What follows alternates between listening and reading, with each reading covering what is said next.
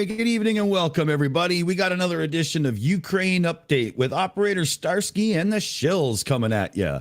And we have all kinds of news, topics, updates, and whatnot we want to get to. But usually when we do a live show here on the Shills, Aimee takes us around the room and gives a quick intro to who's on the show with you. And we're going to do that tonight. So I'm going to turn it over to Aimee, and she's going to introduce you to the crew. Aimee, how's it going? It's going wonderful. Thank you. I'm glad to see everybody here. This is a great show and I can't wait to get updated on everything. So I think we should just get right around the room and get started. How about that? I'm going to start out with DKG Custom. DKG, how are you? Hello, Aimee. Hello, Dick. Hello, everybody else. Hello, everybody in the chat. Doing great. I don't know if you noticed, but somebody left the back door open. Starsky snuck in all ninja style. He did. He popped right in. That's great. This is awesome. So thank you. Next up, we have Aaron Reese. Aaron, how are you this evening? Doing good. Looking forward to a goofy but informative chat with Starsky like always. Excellent. Excellent. Me too. This is going to be a great show. Next up, we have Fallacy Dave. Fallacy Dave, how are you? I'm doing excellent. Thank you. Live from the farm in Somerset in the UK. I am just so people understand, because they probably don't know our background as a crew, as the Shills. So I used to do a podcast interviewing various different atheist skeptic types in the online community. I don't do it anymore, but this is like a return to that for me after a few years. So it's great to be on the Shills. Excellent. Cool stuff. Excellent. Thank you so much. It's glad to have you here too. He has wonderful insights into everything, so he's wonderful. A wonderful addition. Next up, thank you. Next up, we have Mipet 69. Mipet, how are you this morning? I'm wonderful, thank you. I'm not used to this. I'm actually sitting here in the dark. You know, it's a bit early, and my sun hasn't even popped up yet. But other than that, I'm pretty good. Yeah, looking forward to a great show. Excellent, excellent. Glad to have you here. Thank you. And next up, we have Dick Dawson. Dick, how are you? Oh, good. Getting there, what some know and some don't. I had a little accident with a brake rotor falling on my foot, couple of broken toes, off to get fixed, healing nicely. And looking forward to another great live stream where we, get to hang out with our friends and, talk about some serious stuff, but still enjoy the camaraderie and the friendship, right? Absolutely. Absolutely. And last but not least, we have our guest as always. Actually, he's part of the family now. We might as well say that. Another member of our family is Operator Starsky. How are you tonight? Hi, doing great. Very nice to see you tonight. Thank you. It's nice to see you too. Cool. Aimee, how about yourself? I am doing great. Thank you. Like I said, I'm ready to hear some updates and hopefully find out ways we can help and see what we can do. How about you? Oh, yeah, exactly. So I'm, normally at this point when we're getting the show started, Starsky has some news and updates to bring to us, and then we kind of open it up more to everybody else. So Starsky, you want to take us away? Yeah, sure. So currently the hottest spot, I would say, in Ukraine is around Severodonetsk. We have lost, unfortunately, Liman to Russian troops today. So they captured one strategic railway station. And that's the bad news. The good news is that we are still holding that Bakhmut-Lysychansk highway. And it's very important because it lets us bring supplies to Lysychansk. And my guys are still holding their defense, their positions in Severodonetsk. I've seen videos today with my friends, so they are being shelled like 24/7. But they are still there, and hopefully the enemy won't be able to capture Severodonetsk, not in the nearest future. And yeah, my friends also made like a statement on a video that they are prepared to fight, and everybody has a great spirit. So I keep praying for my friends. I hope that I will see them alive, of course. And unfortunately, today there was a missile strike on Kharkiv, and unfortunately, 8 people died, including father and a baby, 5 months old. And at least 17 more were wounded.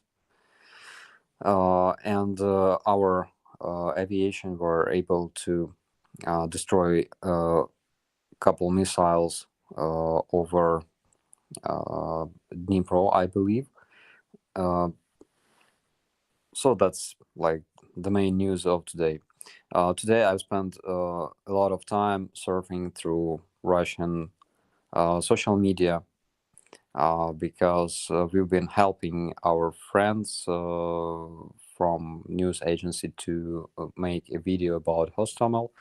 And the craziest thing is that those paratroopers that landed in Hostomel in the first day of invasion and died that very evening. So they are heroes in Russia. So basically, Russia creates another myth about their paratroopers, 200 heroes, who allegedly killed almost 3,000 NATO soldiers, and were able to hold in the Hostomel for like a month, and stuff like that. And it's crazy. And while surfing those social media,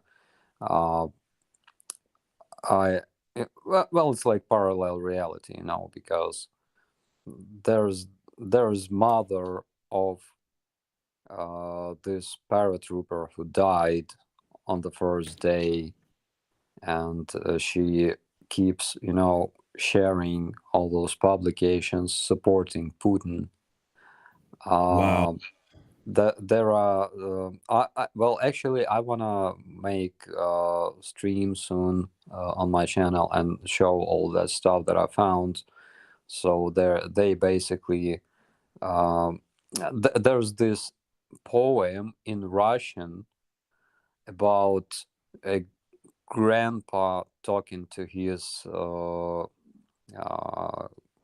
grandkid, okay, and he says he tells him a lot of the World War II, their great victory over Nazi and stuff, and then he says, "I'm so sorry that we weren't able to kill like British and American and Polish together with those Nazis. But I hope that our army will do that in 2022 or something like that." So it's kind of crazy. They live in this parallel reality, actually, this distorted reality created by their media, and it's crazy. So I want to make another video, probably stream dedicated to this. Starsky, when you want to do that live stream, if you want, get in touch with me, because we could put the back end together the way we do here and have all the media and stuff you want to show ready and really make it easy. And then you can focus on, the stream itself and interacting with people and whatnot. And we can cover the backside. Yeah, cool. Sounds great. Yeah, it'll really, it just frees you up to be you. Let us do what we do, right? Okay, sounds great. Thank you. We'll still be your gig. We'll just be a little, how do you say it, the workmen in the background getting everything to you. Yeah, we're the gnomes. There you go. Think of the word. Yeah. But yeah, we got you for sure, man.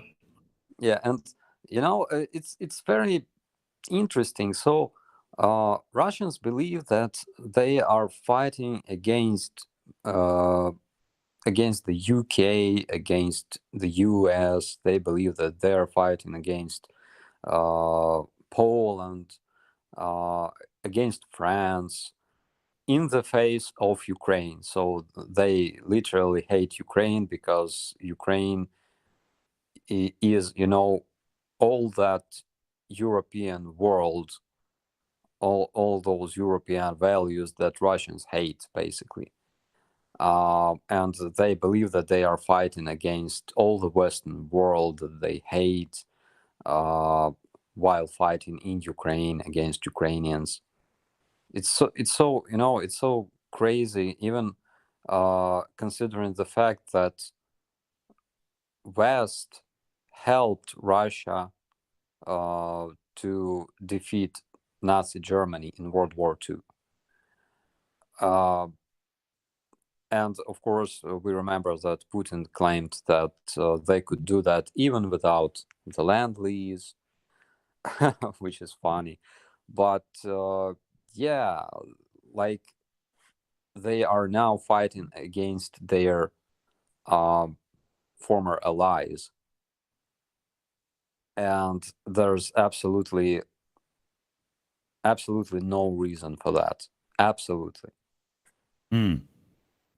Well, There was sorry, Go go ahead. I was just gonna say they're gonna have a lot more enemies if they keep it up, because I know they bombed one huge grain silo. They're stealing grain from Ukraine, and that's not just Ukraine's. That feeds the world. They start causing some food shortages throughout the world, they're gonna pick up a few more enemies along the way. Yeah, true. There was a report that the UK brought out saying that Russia's elite airborne force, the VDV, are heavily mismanaged, and that's what's leading to some serious tactical failures. Any thoughts on that kind of remark? I mean, when they brought up three examples here, the attempted advance on Kyiv from Hostomel airfield in March, the stalled progress on Izium axis since April, and the recent failed costly crossings of Silversky Donets River. Yeah. So basically, it's true. And why is this happening? Because Russian paratroopers, those VDV, DVD, so their elite paratroopers are not used the way they are meant to be used. So basically, they are their most combat-worthy troops, which in reality is they're most, not most, they're only probably combat worthy troops. So they are not used as special forces. They are rather used as, just like combat worthy guys. So they are used as multi-purpose troops, which is insane, because the only multi-purpose troops that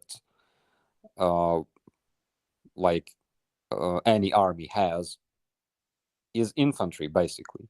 Yeah. So there was a quote here, Starsky. The VDV has been employed on missions better suited to heavier armored infantry and has sustained heavy casualties during the campaign. I mean, that really goes along with what you're saying right there. Yeah, exactly. So we saw the successful use of their paratroopers recently in a couple of areas of the front line. So it's when they used their mechanized infantry to keep our guys busy, and then they used their paratroopers to penetrate deep into our territory while our guys couldn't, do anything because they are busy fighting against enemy artillery and enemy infantry. So it was successful, and it's kind of new tactic used by Russians nowadays to capture those territories in Donbass, and that was kind of more or less proper use for those elite airborne troops. While in Hostomel, it was a complete failure because also while crossing the Seversky Donets River, because it would be much more efficient to use armored vehicles and infantry to dig into the area, create lines of defense, and develop their attack from those positions. So the problem is, generals think that they can use paratroopers to solve all the problems, and airborne troops are not created for that. It does bring to mind some of the things that war historians will say that were similar to American mistakes early Vietnam: wrong gear, wrong place. Yeah, something like that. There was another one I wanted to bring up, Starsky. Turkey's really flapping their wings about Sweden and Finland and the NATO membership. Yeah, I've heard about it. Well, again, I think Ukrainians don't have to, don't have to influence all those processes that take place inside NATO. Yeah, because we are not members of NATO on the first place, and of course we don't stick our nose into that business. Right. It's not proper thing. Yeah, they seem to be really upset because of NATO support for Kurdistan Workers' Party and some other entities that Turkey views as security threats. And I mean, it's not the best look for humanity when simply doing something like stepping up to join NATO starts massive arguments. Like, how can an organization that tries to just come together and, ensure security and whatnot for nations to do their own thing be bad? Right? Yeah, that's true. And same with, Council for Security of United Nations. So basically, they have the same problem. So whenever they're trying to take some kind of decision regarding Ukraine, Russia is blocking that decision. And the funniest that nobody even voted for Russia to be part of this council because, Soviet Union was member of this council, but after the fall of Soviet Union, Russia was accepted automatically, which is kind of not legal. And and it's very, I would say, it's very sad that, Security Council cannot guarantee security. It cannot do its work properly, basically. So yeah, that's another problem for us, because otherwise we would have United Nations peacekeepers by now in Ukraine, because it will be very, very helpful in our case. Yes. Definitely. I mean, I've said before on this show and in talking to yourself that I do believe that this shows that there is an argument to be made that NATO takes a bit more of a step up approach and isn't quite just a members only club. You know, I think there might be an argument in a situation like this to say, yeah, you know, it's just kind of what we do. Yeah, exactly. Because there's, group security, and there are some priorities, that you gotta make correct decisions, because security of the whole world, depend on those decisions. So yeah. Yeah. Dave, you wanted to jump in there. Yeah, I just wanted to follow up with a couple of points that have already been made. So we're discussing NATO, and we mentioned the grain earlier. I was going to say I saw a statistic saying 22 million tons of grain can't be exported from Ukraine because Russian blockades block the Black Sea ports. I'm sorry if I get this pronunciation wrong, in Mykolaiv, farmers. Mykolaiv, yes. Mykolaiv. Farmers are preparing for the new harvest, but can't export even last year's grain and sunflower seeds, that sort of thing. Is this a sufficient reason for NATO to now get involved? I would say that it's a huge reason for NATO and United Nations to get involved, because otherwise there will be huge shortage of grain, and I think everybody realizes that. A lot of I saw a lot of commentaries that like, come on, Ukraine, do something.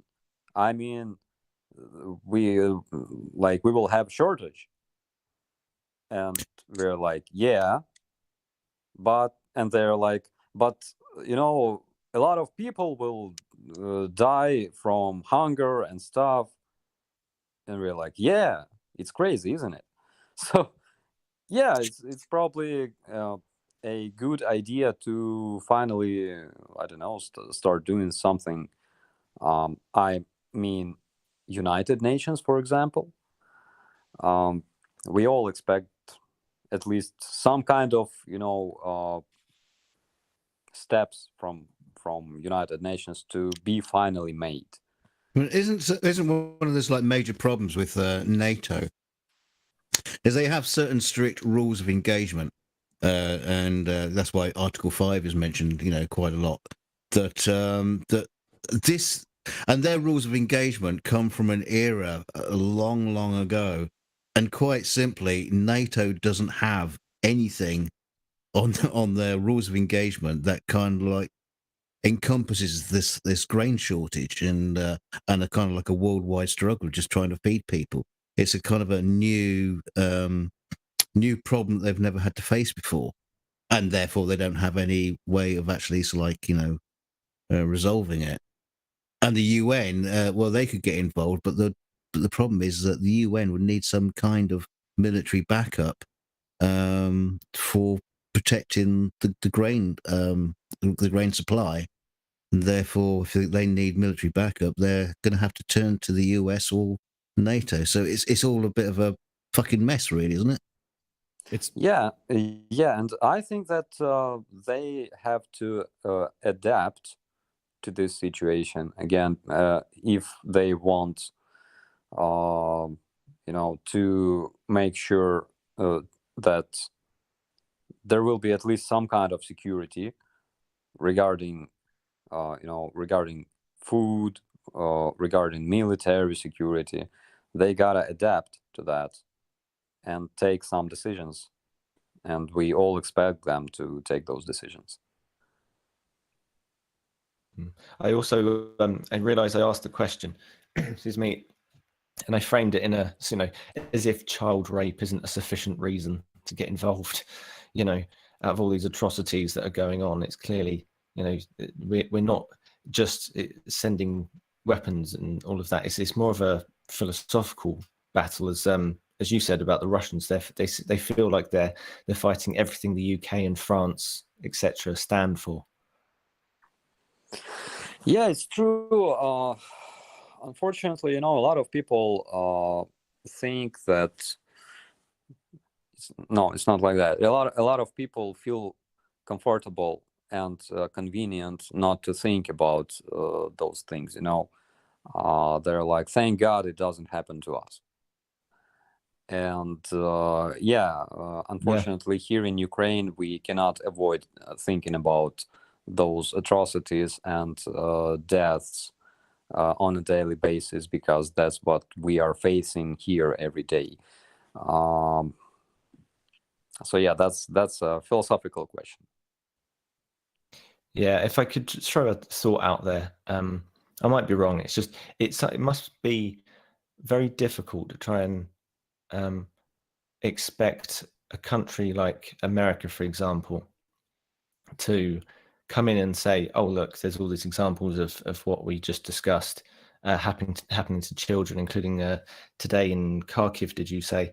And and where that father and child died, and then you see examples like the school shootings that go viral on social media. Even one was today or yesterday in America, and there's a lot more people talking about that, which is an equally, we shouldn't be comparing tragedy here, but if that problem is happening so regularly in these countries, how are they going to stop these atrocities from happening in yours?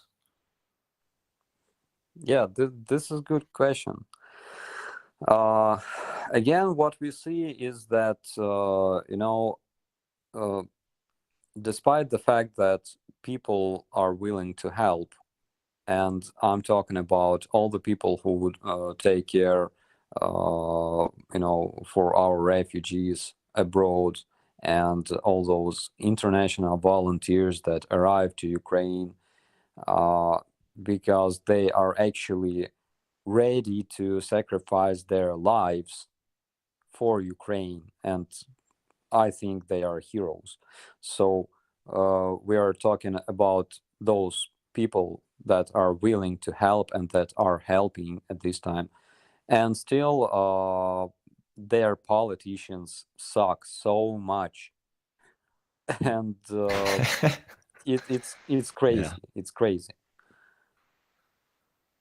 On the other hand, though, there are still politicians that are helpful. For example, I told you about the meeting that took place in Hostomel probably a couple of weeks ago, when 5 ministers of interior, including Poland, Lithuania, Latvia, Estonia, and Finland, I think, they created a joint investigation group to investigate Russian atrocities in Ukraine, in Bucha.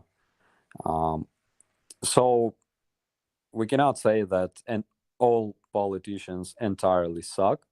For example, today, Prime Minister of Finland visited Ukraine. She's been to Irpin. She saw what Russians have turned this beautiful city into, and I think that she thought, it's my opinion, but I think that after she saw all that, she understood that joining NATO was actually a good decision. So yeah, and we expect. I agree. And we expect the same from all the members of NATO, all the politicians that take decisions on the state level in different countries. I would like them all to come to Ukraine, actually, and at least visit Hostomel. They would be impressed. It looks like we've got a few super chats built up. Let's hit those and then take some viewer questions. Yeah, great idea. Is Aimee handy? Is she free? There seems to be a busy day parenting in the background. So let's see. Yes, I am. Should I do the super chats and the members that the new members Sure, that we got? sure. Thank you. We'll go ahead and do that really quickly, I promise. Okay, yes, we have JF Christ. I love the name. New member. Welcome to Shill Apprentice. Thank you so much. Welcome to the family. We have a super chat from B Syndicate for $5 says, followed Starsky over here from the Enforcers channel. Any friend of Starsky's is a friend of mine. Thank you so much and welcome.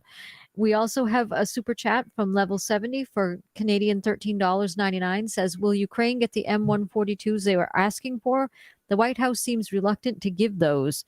Then we have another super chat from JF Christ for $5 who says, there are mines in the Black Sea near Odessa. Some sources say Russia put them there. Others say Ukraine did it, which is true. Then we just need to welcome Infinite Beauty, new member to the Shill Apprentice. Thank you so much. Welcome to the family. Thank you. Yeah, so regarding the mines, it's a very interesting question because Ukraine doesn't have enough of vessels that are created for, planting mines in the sea. We have a very strong defense on the coastline, and that's our main line of defense. We are not putting mines into the sea because we don't want to block our ports used for trade and purpose, for example, and that's exactly what Russia does. So you probably understand whose mines are those. So yeah. All right. Should we get into some questions? We've got quite a few there, Aaron. Do you want to grab a few? Yeah, just pulling up. We've got one from Donna McZesty. Starsky, is it true that the Poles have arrived?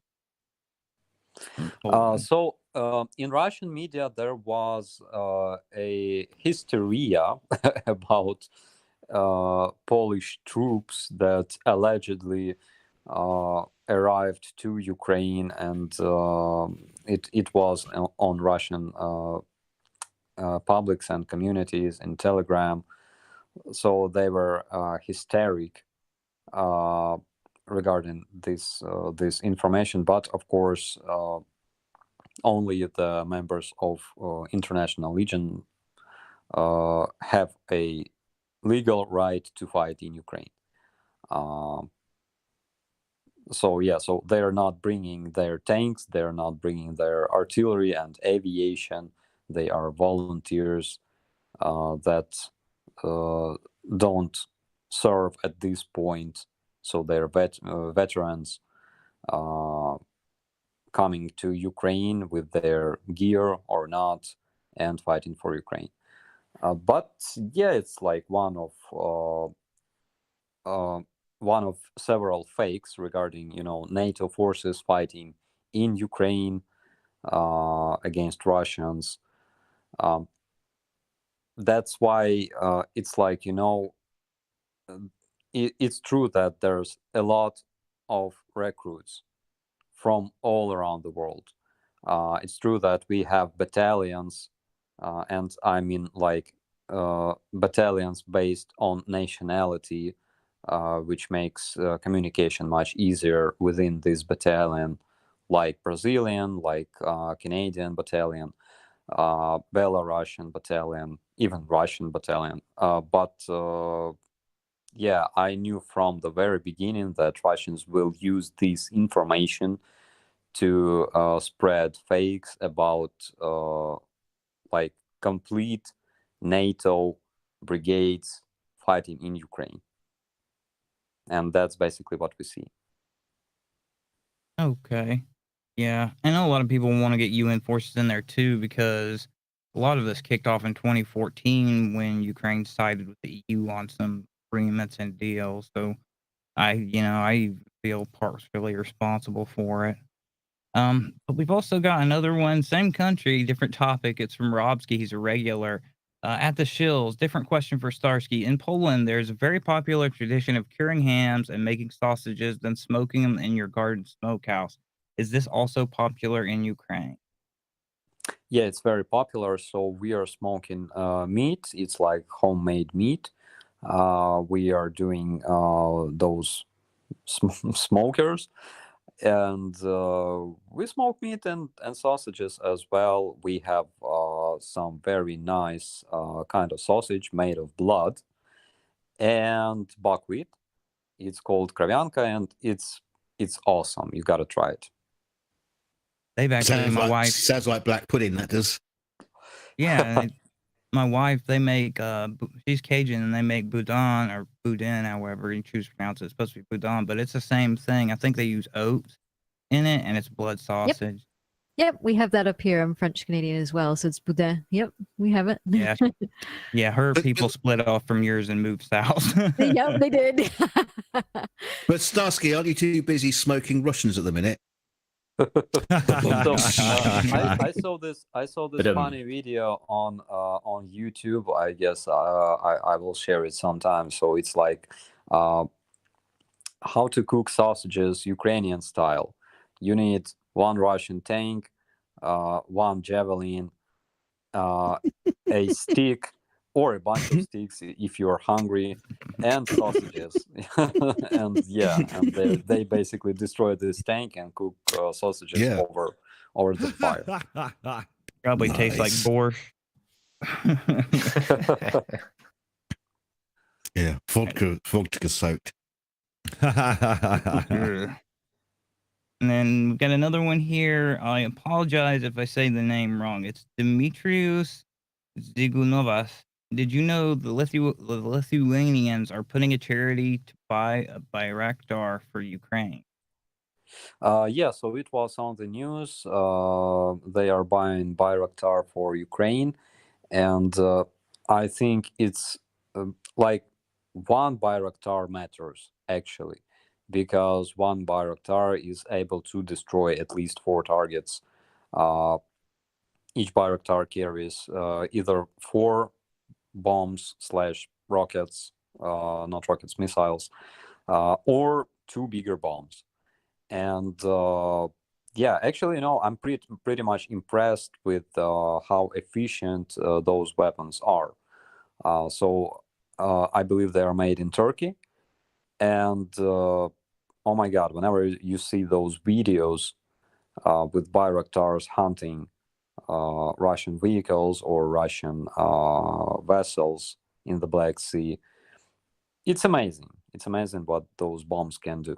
I think a lot of people get slightly confused when they're talking about drones in Ukraine, because there's a lot of cheap drones being used. Those Bayraktars, they're not cheap. Yeah, they are. They're the size of Jeep Cherokee. I would say. A small plane, aren't they? Yeah. They're like small planes, and it appears that they are pretty tough for their anti-air defense to spot, which is great, because they are not too big and not too small. Yeah. So they're perfect size to hunt orcish rapists. Yeah. You guys have been using those drones since back even when everything kicked off on the Eastern Front in 2014. Guys were out there with hobby drones hunting down Russians. You'd think they would have adapted by now, but they don't learn. Yeah, and Ukrainians are very efficient in turning drones into bomb carrying drones. So basically, there's a lot of videos on the YouTube, and you can see Russian troops being hunted by those smaller drones, but equipped with small bombs, maybe modified grenades like VOG 17 that is used by our grenade launchers. And it's pretty interesting. So I saw a video of Russian troops that were trying to escape from the area using a stolen vehicle, and this drone was able to drop a bomb directly into the car Yeah, it was cool. I think that this video is available on YouTube. Yeah, I've seen one of them where they took in the troops are hiding behind or they hide under the eave of a house, and there's 3 or 4 of them, and that just became a death zone for them because they dropped one of the grenades from a drone, what we would think of as like a high-end hobby drone you might use for shooting a video, and wipe Right. out. Let's see. Yeah, those drones are equipped with several ports that are used to attach different gadgets, and one of those gadgets is a grabbing gadget. So you can use that one to carry smaller ammunition like little bombs or hand grenades or those grenades used in automatic grenade launchers. So yeah, that's cool.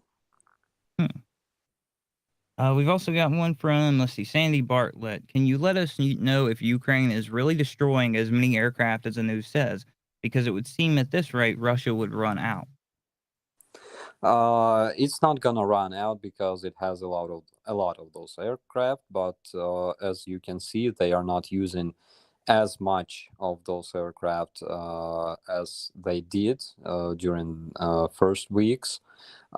Today we have destroyed Ka-52 again. Most of those destroyed aircraft are captured either on video, and of course it's very funny, when your comrade is shooting anti-air missile into an airplane. Of course you will take a video of that to show your kids. So we have a lot of those, and as of today we have destroyed more than 200 Russian aircraft, including airplanes, and their most sophisticated airplanes like Su-35, and it's amazing. It's amazing. According to open source intelligence, Russia have lost more than 700 tanks. I'm talking about those tanks that you can see on pictures and videos from the internet. So it's more than the total amount of tanks that France, Britain, and Germany have combined, which is crazy. Yeah.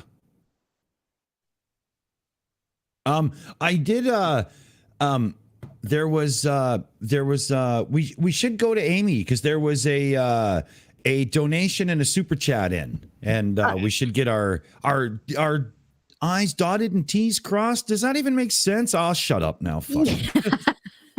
Certainly. Thank you so much. We got a donation from Didi Lechuga, who donated 10 Canadian dollars, says, a note on the T-62 tanks. It takes 4 people to operate. So that means a 33% increase in the amount of KIA when Ukraine troops blow them up. Operator Starsky's opinion.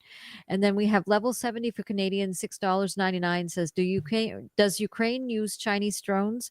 I heard the Chinese gave the Russians their source code for hacking. Any updates on the M142s? Thank you so much, everyone. I think the crew consists of 3 people because T-64 uses automatic loading mechanism, so they don't need a separate person to load shells into the cannon. So there's 3 men, and I think they were talking about the older. I think it's T-62, not T-64. There's a lot of older tanks that are currently being transferred from storages to the front lines. Unfortunately, there's a lot of people experienced in operating those tanks, and they can be mobilized. But on the other hand, those tanks are very old and they suck. As for Chinese drones, we're talking about DJI drones, and yeah, one of the problems was that whenever you launch the drone, you are spotted on the air scope, and it basically gives Russian troops a location, a possible location of the operator. And we've had a lot of problems with that. So basically, in the area of Hostomel, when we had Russian troops there trying to capture Kiev, there were a lot of things happening, things like that. So a guy arrived with his drones, and he had a small truck. I don't know if I told you about it. So he had a small truck, and he launched a drone, and I think in like 2 or 3 minutes, this trailer was destroyed by Russian shell. And yeah, the guy said, "Screw this," and he just turned around and went away. So, and I can understand him. So yeah, and also we have information that our DJI drones, because they are launched from Ukraine, they have some limits that Russian drones don't have. So yeah, we suspect that China helps Russian troops in this regard. Again, I gotta find confirmation for that, but there are gossips about this. So this is how it looks like. Makes it kind of difficult, really, because I mean, everything comes out of China, electronic-wise, practically. I don't think there's a. Is there any other manufacturers of drones? American ones, or do they even exist? So there are Autel drones. They are better than those DJI drones. They are better in every regard, because they don't use air scope, so you can launch them whenever you want, like in the area of airfields and stuff. Of course, while launching drones in such areas, you can get arrested in other countries. It doesn't matter much here, but yeah, those drones are great, actually, and they are much better than DJI ones. So this show is not sponsored by DJI tonight. I just want to make sure you know that. Don't make me do the Gwyneth joke. Don't make me do it. No, don't. Do it. No, because then you'd have to explain it. And are you kidding? That is one joke that transcends borders and needs no explanation. Come on. They can smell it from there. We'll save it for later. Yeah, we'll save it for later. Yeah. Let's just say the candles could have been made. Could it be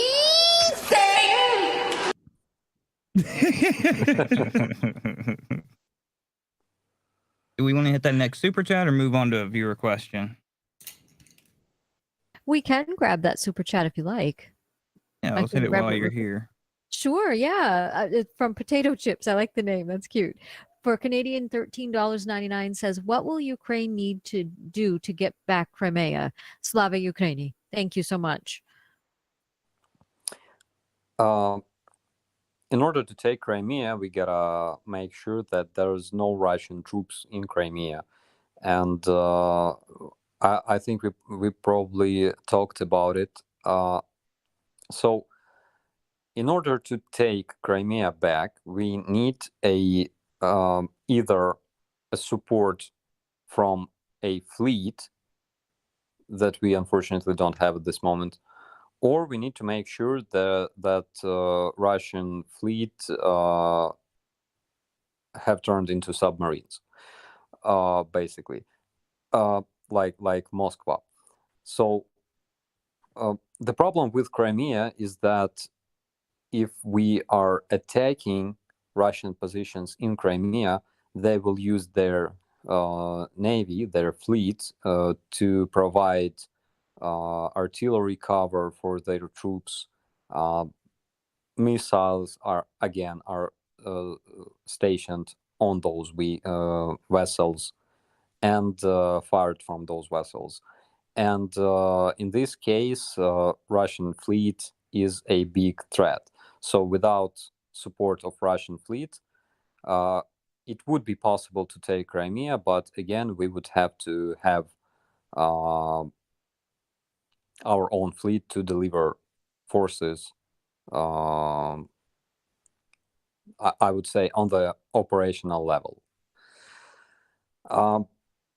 So yeah, and difference between Russian fleet and, for example, American fleet.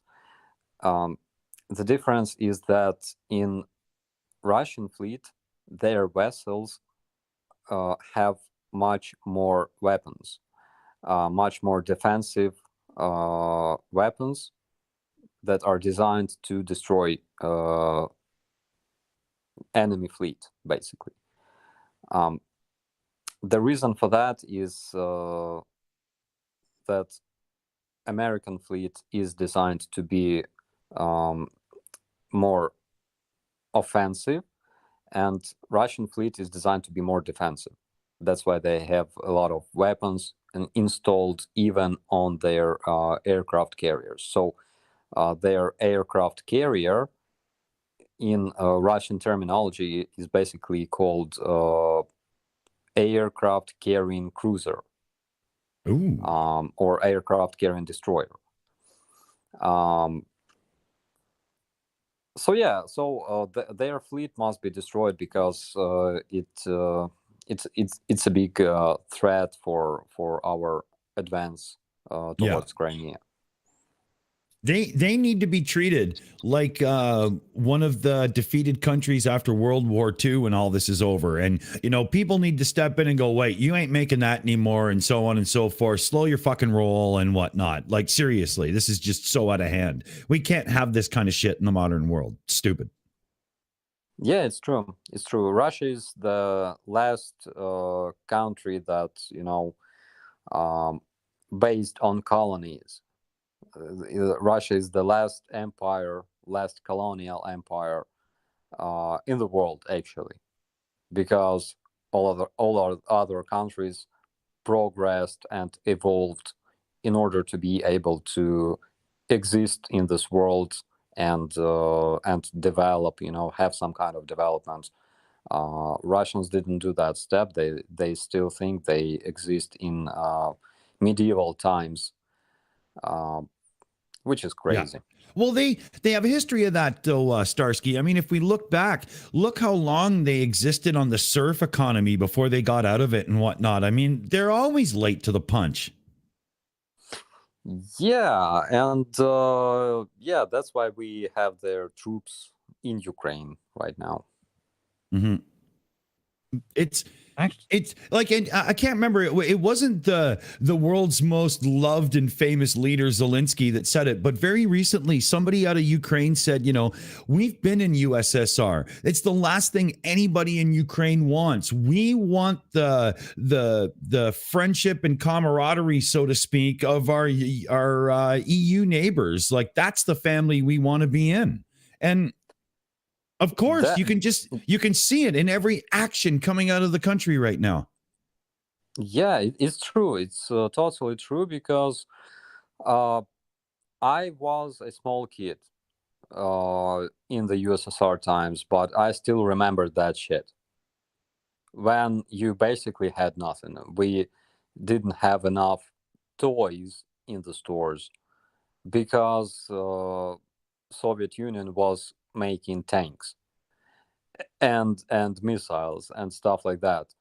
I remember all those queues. It was insane. So in order to buy soap, you had to stay in that line forever. Yeah, I remember that all those books, and yeah, we were talking about that with Clapperjack. Those books for kids regarding, creating toys, creating airplanes from sticks or matches or shit like that, simply because you couldn't buy this stuff in the store. There was nothing like that. Right.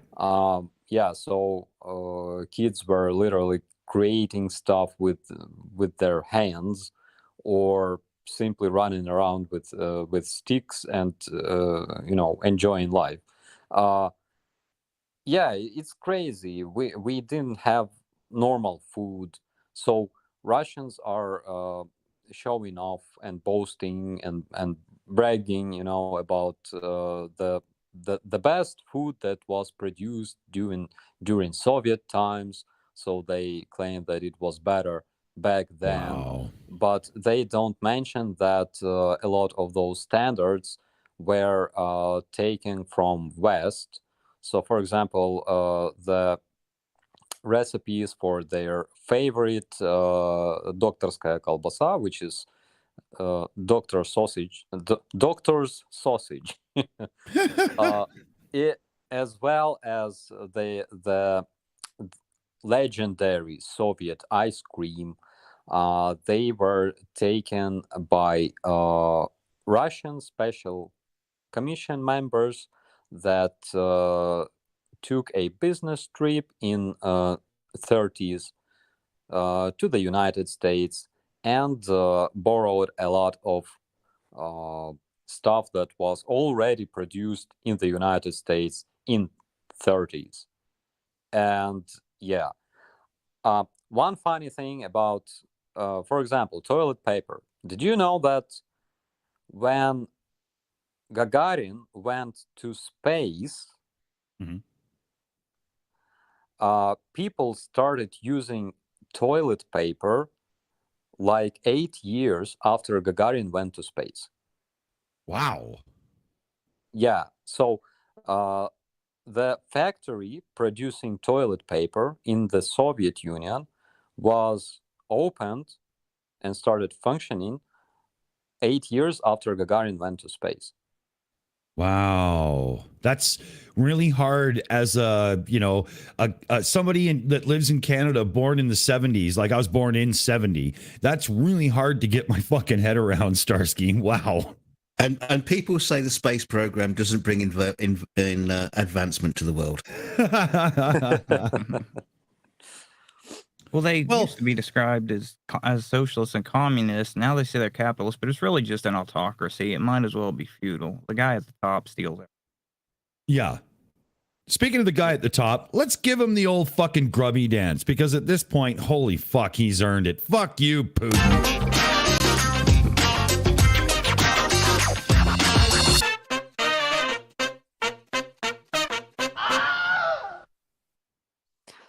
Yeah, I think, whenever people in post-Soviet space, like in Ukraine or Belarus or Russia even, whenever they talk about this beautiful life they've had in Soviet Union, it's like either those are very young people who only know about Soviet Union from movies, or it's like very old people who were younger and more healthier back in Soviet times. So that's pretty much it. Well, we've got a few supers up for Aimee, and then I had a question I wanted to ask afterwards, but I will hand it off for the moment. Thank you so much. We have 3 super chats. We have one from Bill Balistreri for $5 says, new U.S. aid package announced minutes ago will include MRLS, maybe approved as soon as next week. Do you think they will be the difference maker? And then Springvale Light for $2 says, Zelensky is the most beloved leader ever. Alice Haynes says, for €10, the West should step up and send its military into Ukraine. We should not back down just because an insane man threatens with nukes. If we don't do anything now, what's to stop them from doing this again? Thank you so much, everyone. Agreed. Yeah, MLRS are very helpful against enemy infantry. So I'm not very familiar with Western-made MLRS. Jesus. So I'm not very familiar with those ones, but in Ukraine we have so-called multiple rocket launch systems as Grad, Uragan, and they are pretty much efficient against infantry, not as much against buildings, structures, or positions, because the main element used to eliminate personnel is, of course, fragments. And fragmentary shells are not very useful against structures. But yeah, it could work. It could work. Again, we should remember that Russians are building defense lines in on south in the area of Kherson, and I think they are already building like third defense line in that area, which means that there will be a lot of trenches reinforced by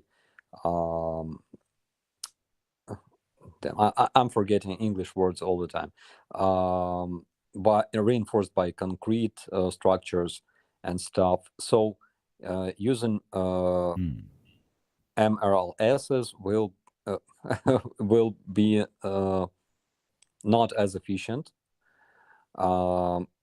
but still they can play some important role. Like in my opinion, because I saw how it works, in my opinion, howitzers are much more effective. I'm talking about 152 millimeters. So those are created to destroy structures. So when Russians built trenches and those shelters, so in Ukrainian it's blindage, in English I don't know how we call it, but it's like shelter that is in the trench.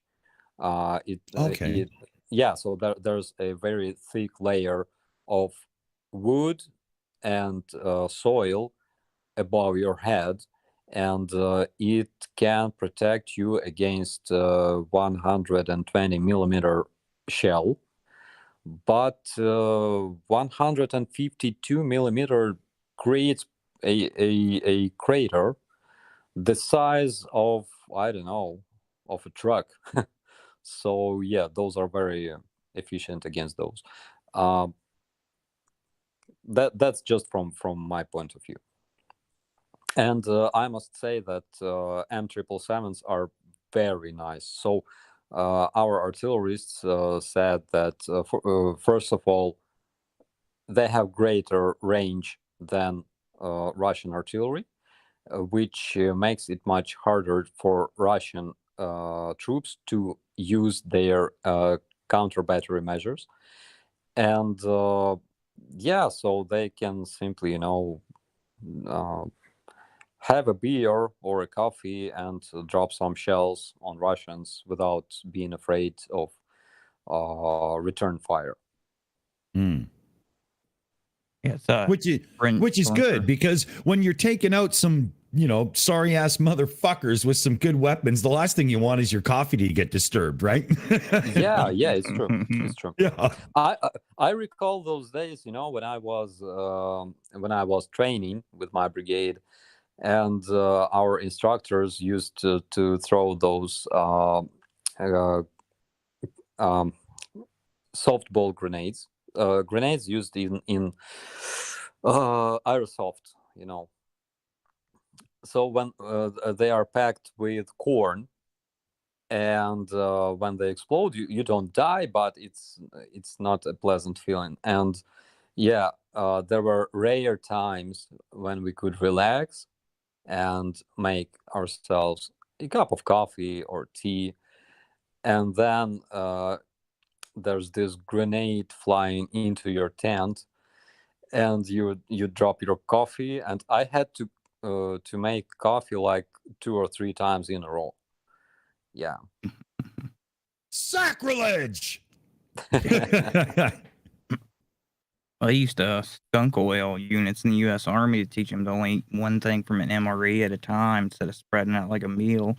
Hit them with a plane. All right. Looks like we've got 4 super chats built up, so let's hand off to Aimee again to take care of them. Yes, please, if we can. Thank you. We've got the first one is from JF Christ for $8 American. Says, I read that homes in the Russian village of Tyotkino, about 2 kilometers from Ukraine, were being shelled. Who do you think did this? Then we had one from Menok for €9.99, but it has no message on it. If you have a message you would like us to read out, definitely make sure to let us know and we'll get that read out for you. Springvale Light for $2 American says Starsky is the most efficient infantry MLS system. Potato Chips for Canadian $6.99 says, what can the average person do to further help the Ukrainian people? Favorite charity or other? Thank you so much, everyone. Okay. So regarding those, those villages that are being shelled on Russian territory, so it's pretty hard to reach those villages from Ukrainian territory on the first hand. So I think you probably have idea who can do that. And what was the second question? There was what can the average person do to further help Ukrainian people, like a favorite charity or other? It's like you can do whatever you feel like, because again, like anything you do is helpful.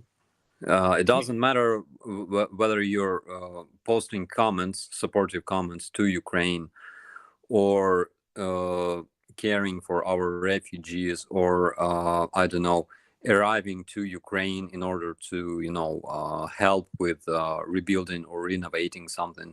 So, for example, yesterday we had the 7th anniversary of our brigade, and I've been with journalists in Hostomel, and we saw English-speaking people at the school, and they were talking to the principal of the school, and it appeared that one of them was Irish gentleman who arrived to Hostomel in order to learn how to rebuild and renovate the school, because it took some damage, and of course it was looted very, very hard. So basically, Russians created an artillery position on the playground, and at the same playground you can see washing machines that were taken from elementary classes. Probably they wanted to bring those washing machines to Russia, but they had to run very fast during like first days of April. The Russians seem to have a real thing for washing machines. There's been so much footage of Russians who seem to be collecting washing machines as they go. Is that like a massive washing machine shortage in Russia, or still haven't they invented it yet? They're still waiting for Gagarin to come back with that invention. So they steal computers a lot. Because soon they won't be able to even change cooler on a computer because of sanctions. So they steal computers, they steal washing machines. I have no idea why. There was this funny story about some Buryat from Asian part of Russia, and we know that in Asian part of Russia, those republics let's call them this way. So people live in very, very bad conditions there. So basically they don't have like water very often. A lot of them are using pit toilets. And there was this funny guy who brought the sink and a tap, I think.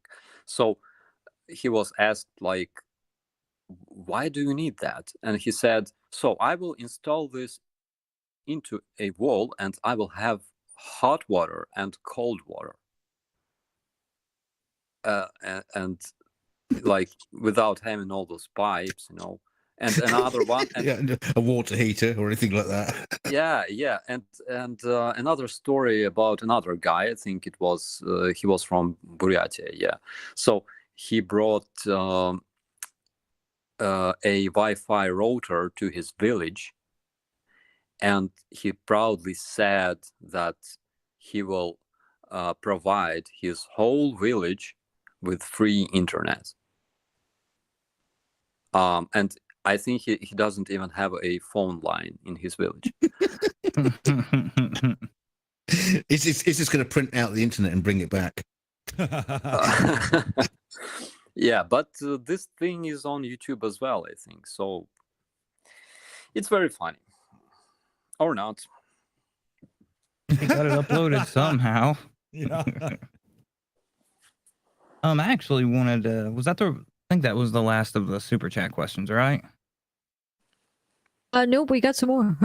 Oh, well, okay, Yes, let's roll with them. Okay, thank you. Okay, we've got Marco Endler for 10 euros who says, how long do you think the Russians can keep up this pressure in the east? The Ukrainian government spokesman said that all Russian reserves were thrown into the fight. And then we had Menok for 9 €9.99 said, do you think Putin follows some kind of ideology like the writing of Alexander Dugin or the Heartland theory, or what does he think he's doing? Building a legacy? Do others follow his ideas? Well, that's a big question. That is a big question, isn't it? Yeah. So regarding Russian reserves, yes, they are throwing all they can into those front lines. They're trying to find as many men they can, you know. Yeah, we expect their forces to get denazified until August, but they are finding new ways to bring people to the front lines. So they are conducting so-called hidden mobilization in Russia. So we expect them to, run out of men, I think, in August. Probably it's according to our security service and according to our Council for Defense and Security. As for the ideology, so basically Putin created this ideology of Ruski Mir, and of course Dugin played huge role in this ideology. Yeah, it's basically it's a legacy that is shared by all kinds of people in Russia, unfortunately. So I told you about this mother who buried her own son who died in Hostomel, and she's proud of that because she believes that he was fighting Nazis or aliens or whatever. And there's a lot of stuff like that. So you gotta visit Russian social media. It's called Vkontakte. It's vk.victorkilo.com. And it's overfilled with stuff like that. So they are happy they are happy when their kids die for stuff like liberating Donbass.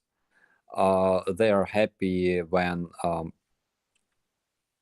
there was this freaking comment. I have a screenshot of that. So there were comments under a picture of a denazified Russian paratrooper, because our colleagues were investigating, this whole story of Russian paratroopers in Hostomel. It's very interesting, actually. And there was this comment made by Ukrainian, and it was absolutely polite. So this person said that you gotta stop, and it was a woman. She said, you gotta stop this war because a lot of your children, your own children, die for nothing in Ukraine. And one of those Russian commentators, of course, there was a lot of swearing and stuff like that, but one of those commentators said, I hope that our soldiers will rape you until you die.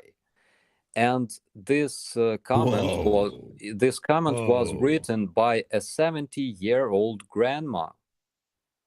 And what the fuck? On one hand you have apple pies and cats on her in her social media page. On the other hand, you have stuff like Ruski Mir, Putin, and shit like that. I actually have a screenshot of that, and I will use it in my upcoming video. Well, I personally would like to grab a roadkill raccoon and stuff it down fucking Vladimir's suck my fucking dick, you piece of shit's throat until he chokes on it. But a man slightly more eloquent than me has actually sent in a message that we can share with Mr. fucking cocksucker himself, and I'd like to share it with you right now. Your intellect is as weak as your dollar. Failure is your destiny. You disrespect yourself and your nation.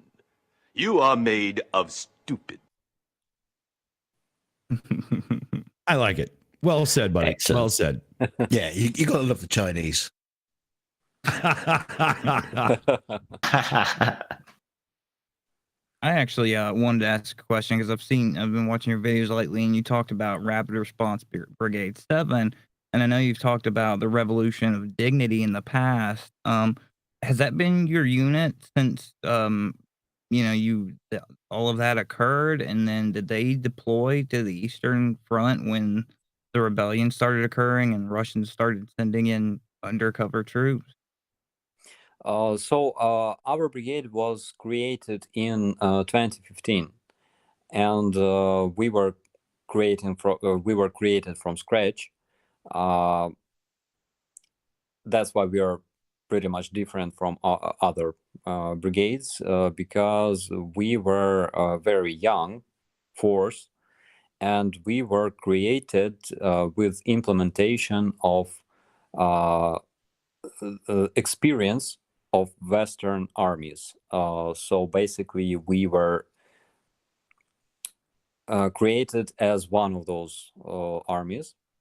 So in Ukraine, we've had a lot of reforms recently regarding structure of headquarters, structure of basically unit and stuff like that, regarding decision-making process, regarding military planning.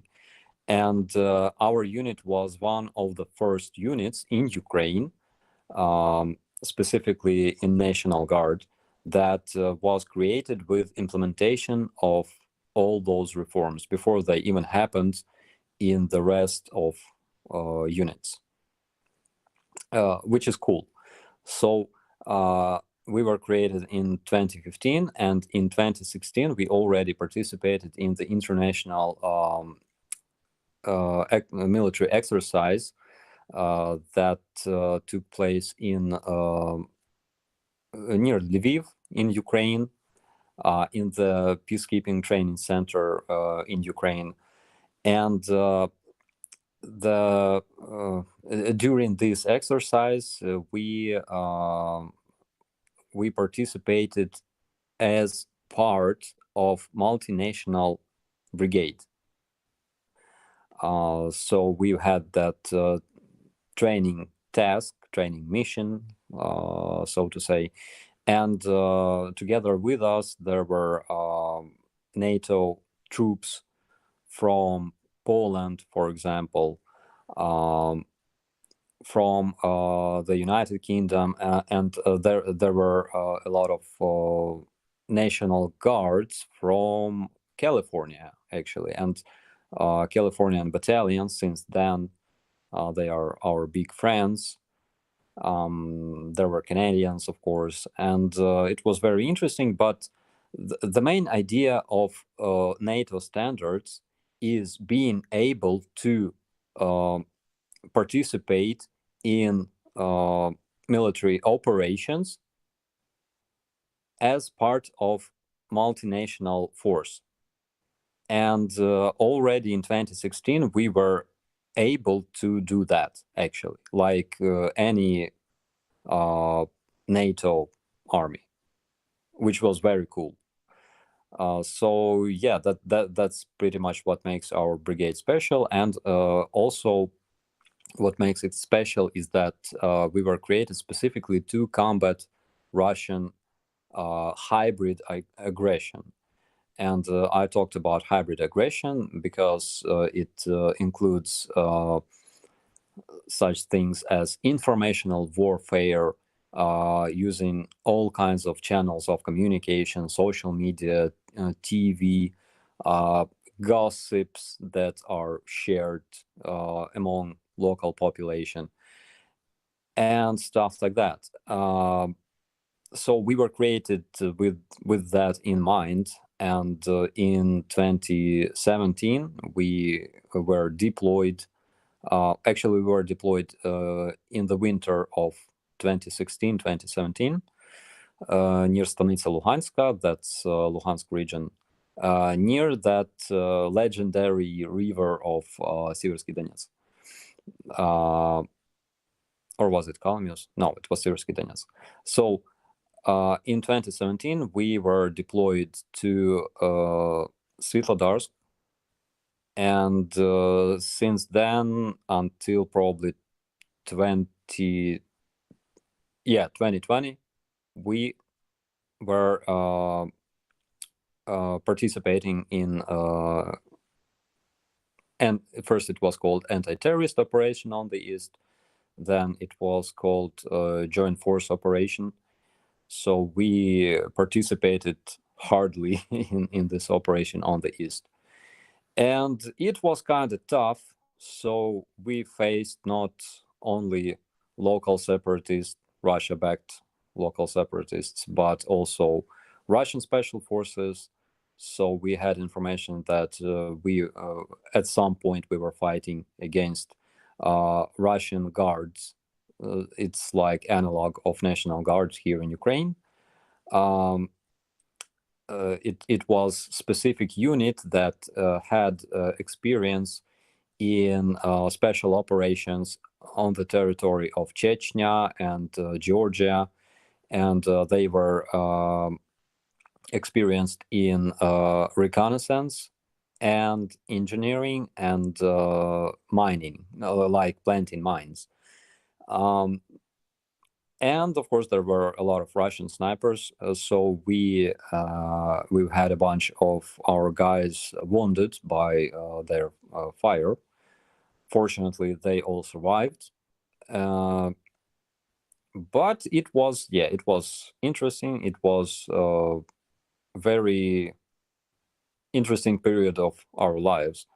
The only thing we didn't have back then is Russian aviation, because we didn't use much aviation on Donbass before February 2022, and neither did they. So we used plenty of our UAVs and drones. Again, we are very experienced in using those drones since those times. but nothing like attack helicopters, nothing like fighter jets, nothing like bombers. We didn't experience nothing like that before. That's why, that's why, for example, for me in Hostomel meeting those helicopters, it was something unusual, so to say. Well, that's been kind of their fatal flaw too. Is Russia tried to go the quote unquote traditional route, send in tanks with infantry. You guys have stayed flexible and been able to take them down with very little because you think around the situation rather than trying to just full charge it, force troops through. They lost a lot of people to their stubborn. Well, I don't understand their tactics a lot. So they used this tactic of capturing village, for example, using armored column. Nobody does that in 2022. It's damn stupid. So we could literally have ambush, and we could ambush that column coming to this village without any kind of infantry support, without any kind of air support. So it was stupid. It's like you're burning the first vehicle, and the vehicle that follows this vehicle simply they don't care. They move forward over remains of this first vehicle. Then you burn the second one, and the third one goes through those wrecks, those burning wrecks. It's crazy. Nobody's fighting like that in modern war. I cannot say that they didn't change their tactics. No, they're trying to adapt to our way of fighting. Sometimes it's successful, sometimes not really. Again, they keep capturing some villages in Donbass, but we are talking about villages that required 3 months from Russians to capture. So basically, they spent 3 months trying to take that territory.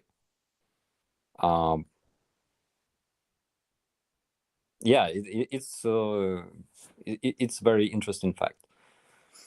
Yeah, they're he's terminated a bunch of generals, and his other leaders are scared of termination now. So hopefully it'll shut him down. We've got some viewer questions lined up here. This one is a little bit of an older one. I'm not sure exactly what they're talking about, but maybe you are. It says it's a YouTuber. His channel is called Inside Russia. I have watched a couple of his streams. His channel gives some hope about Russians. How do Ukrainians perceive normal Russians? Are they all bad? So there are normal Russians. Currently, they're all fighting in Russian battalion of the International Legion here in Ukraine. That's probably the best Russians that I know. There's a lot of Russians who moved to Ukraine, and I know personally a lot of them. I took interview of such Russian for one of my blogs that I didn't manage to complete, unfortunately, yet. It will be made, I promise. And those are great guys, actually. So they are helping Ukrainian army, so they are ready again to sacrifice their lives for Ukraine, because they realize that whole civilized world is under threat from Russia and from their former brothers and sisters, because again we're talking about huge support of Putin's politics in Russia. It's like over 80%, something like that, and it's everywhere. You gotta visit that social media, that contact that I mentioned before. it's like everywhere. Again, we were talking to different, so they are literally called different Russians, yeah, не такие русские. And they say that they cannot do anything. They cannot change anything in Russia because they're getting arrested, assassinated, and shit like that. But, you know, we've had the same situation during the Revolution of Dignity. And yeah, basically, you are getting arrested and assassinated whenever you're trying to fight a crazy dictator. That this is how it works. You cannot expect some good aliens to come and solve all the problems for you. You know, you gotta do something. Of course, you gotta sacrifice some shit. And because we survived and we experienced all those deaths during Revolution of Dignity, I've lost a lot of friends there as well, and I got wounded as well. And to us, it doesn't look like convincing excuse for, you know, tolerating their dictator and corruption and shit like that. It's not an excuse at all. So you gotta either do something or like don't pretend to be a good pal, because it doesn't work this way. What's the saying? All that is required for the success of evil is that good men do nothing. Exactly. Very, very relevant. Yeah, exactly. I confirm. It looks like we've got a few super chats on deck, Aimee. You want to take care of those? Yes, please, if I may. Thank you. We've got 3 super chats. The first one is from Springvale Light for $5 American. Says, Starsky is the best man and which has the most social information. Man which has special operations to science. Thank you so much, Springvale. Then we have Level 70 for Canadian $6.99. It says, when can we see an interview with the Belarusian war mustache? And then we have Ted Fact for $5 American. Says, to win a war, you can't just defend all the way. Sometimes you have to hit where it hurts. Well Thank said. you so much, everyone. Exactly. Thank you. Thank you so much. Yeah, so War Stash is a legend. And yeah, I definitely want to make an interview with this guy. I'm not sure where he's fighting at this point, but he's legendary. So this is Belarusian guy. His call sign, I think, Ivanov. Ivanov is not his last name, but I may be wrong. And yeah, like all Ukrainian girls are crazy about him, and his stash. Yeah, they're legendary as well. So yeah, I hope that I will be able to make interview. You're gonna love it. Let's see. We've got some more viewer questions on hand too. From Bill Balastreri, the Biden admin just announced that they will be announcing a new aid package that will include HIMARS, HIMARS. Awesome news. That's actually a comment, but what are HIMARS? I do not even recognize. I've read something about it, but I'm not familiar with that. Okay. And then it's written in Cyrillic, which I can't read, unfortunately, but we have one. It's a, hey, Starsky, I was wondering about how many soldiers were upgrading their standard AK-74s with stuff like pickaninny rails or scope. So in my brigade, we have upgraded AK-74s, and they already have Picatinny rails. The I'm not sure if it's called collimator, whatever. So the aim and the telescopic butt, we call it butt. Yeah, but those are kind of heavy. Also in my brigade, our special forces in my brigade. We have reconnaissance company. They are kind of our special forces. So they are equipped with AR-15s that use 5.56 millimeter NATO rounds. Actually, they are made in Ukraine. So we call them UR-15 because they are made on Ukrainian factory.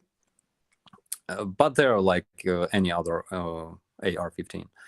So they're very good, of course, very precise.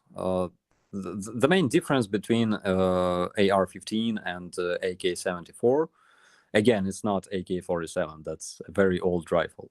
So the difference is that they have not exactly similar, but similar caliber. AK is not as precise as AR-15, but it's very reliable. It doesn't afraid of dirt. And basically it was created for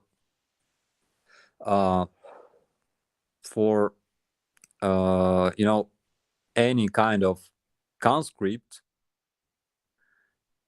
to be able to learn it, to master it in no time. And that's why everybody can use AKs.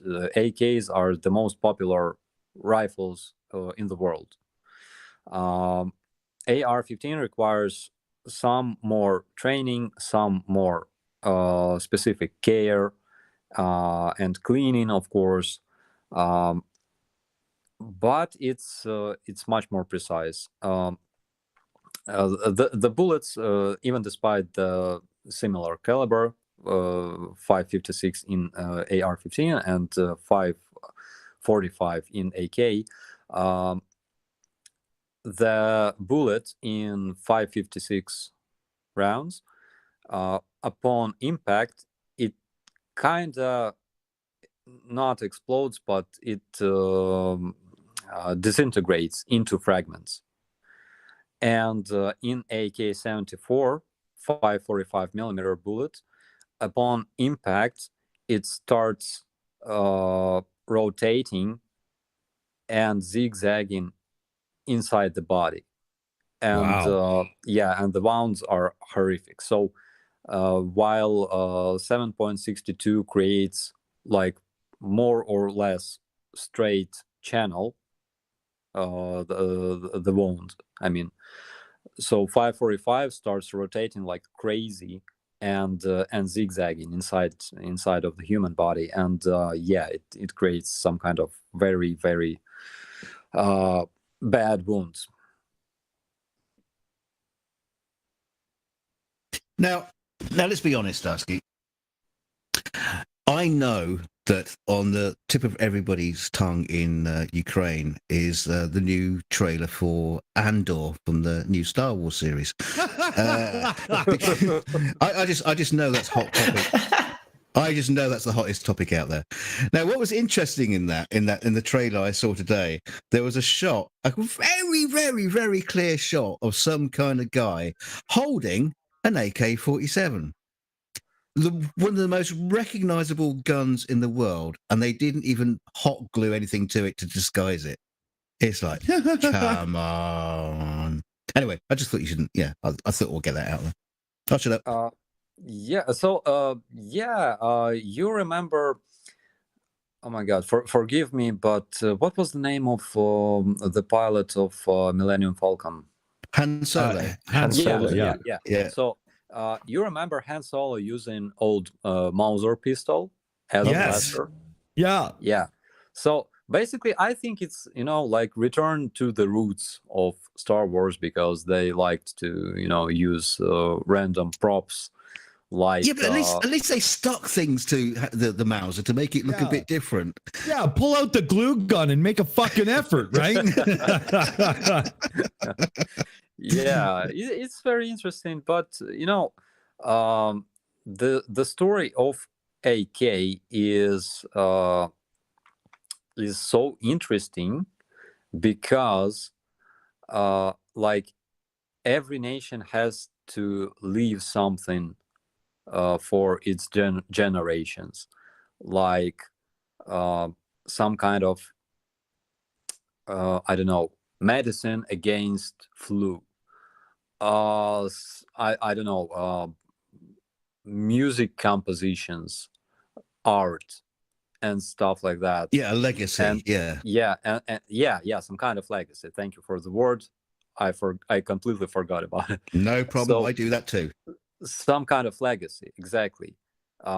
Medicine, art, mathematics, physics, whatever. So what we can see, the most popular rifle in the world is AK-47. The most popular tool created for killing people is Russian-made AK-47, basically.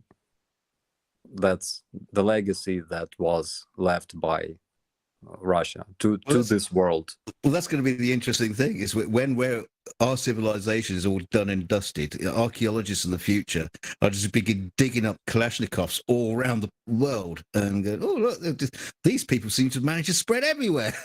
Yeah. And the great thing is, they'll probably, once they do dig them, they'll still work. Yeah, basically, yeah. So there were Taliban soldiers that didn't clean their AKs for ages, and they still worked. This rifle is so reliable, so you can basically use it everywhere without cleaning. Of course, you gotta clean your rifle because you want to know how, you want to know how we cleaned our rifles. So there's this part in it. Damn, I gotta use Google Translate. Where's Clapper when we need him? Yeah, so there's a specific part in AK. Whenever you are shooting, the gas from the bullet pushes this part, and this part, well, anyways, so on the end of this part, it's kind of long. There's always this constant stain from powder, and it's very hard to clean. So what you basically I have that problem too. So it'd be good to know the solution. So what you do, basically, you grab that part, stick it into a sand or soil, and turn it a couple of times. Rub it against the soil. And when American soldiers during those international military exercise saw us cleaning our rifles this way, they were shocked, because like, who does that? But that's the proper way to clean this rifle, basically. And everybody did that. Even it's not allowed. Yeah. So when my wife catches me burying my underwear in the garden, I'll just say, Starsky told me to. Yeah. Yeah, it seems like the AK-47 is my gun. If I was going to choose a gun, it'd be my gun. You just don't need to do anything. Just leave it for years and years, gathering dust, and that'll be fine. Yeah, but it's funny when people leave comments under my videos and they ask me about my AK-47. So whenever I hear AK-47, I feel like I'm 100 years old, because 47 is a very old rifle. It has almost same construction as AK-74 that is used by everyone nowadays. It had a different butt. Do you call it butt? Yeah, you can call it butt. Yeah. So the stock or the butt. Yeah. So it had a different. The Kardashian of the gun. Yeah. So it was different. It was less efficient because it was angled in a very strange way. It wasn't very convenient to hold it against your shoulder. That's why it was changed later in AKM, and it didn't have the muzzle brake at all. So in AKM, they created that part, and they developed it later in AK-74.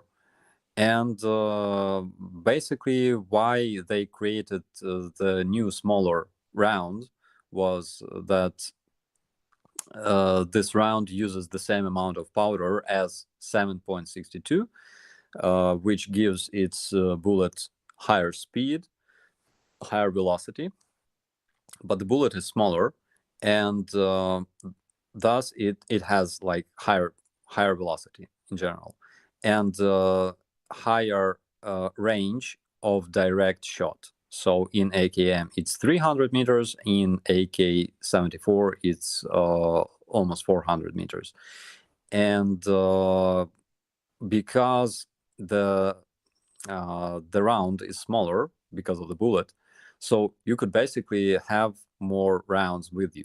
Yeah, you can carry more of it. Yeah, exactly. Yeah. So it was much more efficient. On the other hand, of course, when you are using AK-74 in the bush, it's not as efficient as 7.62, because it's known to, tumble a lot. For example, if a guy is hiding behind a bush, there's a chance that he will survive the fire. While 7.62 pretty much does its job. The bullet is much heavier, and the bullet doesn't care if there's a bush or not. Yeah, So it just goes straight through it. yeah. Either way, I don't want to be on the other end of one of those. Indeed, right? Holy. We've got a little build up there, Aaron. Should we get a few in? Starsky, how's time for yourself? Are we pushing? Are we still okay for a bit? Yeah, sure. Okay. I'm not sure if Aaron's even there. It's been one of those nights where a couple of people had to do some parenting in the back and stuff. Dave, Yes. Sorry, Aimee.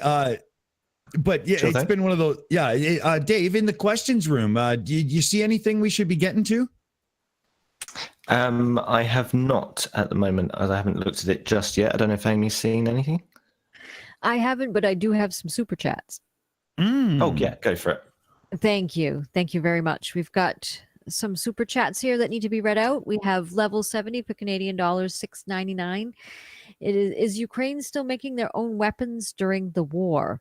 That's a very good question. And then we had Menok for €5, which had no message, but then he comes back again with €10. Thank you so much, Menok.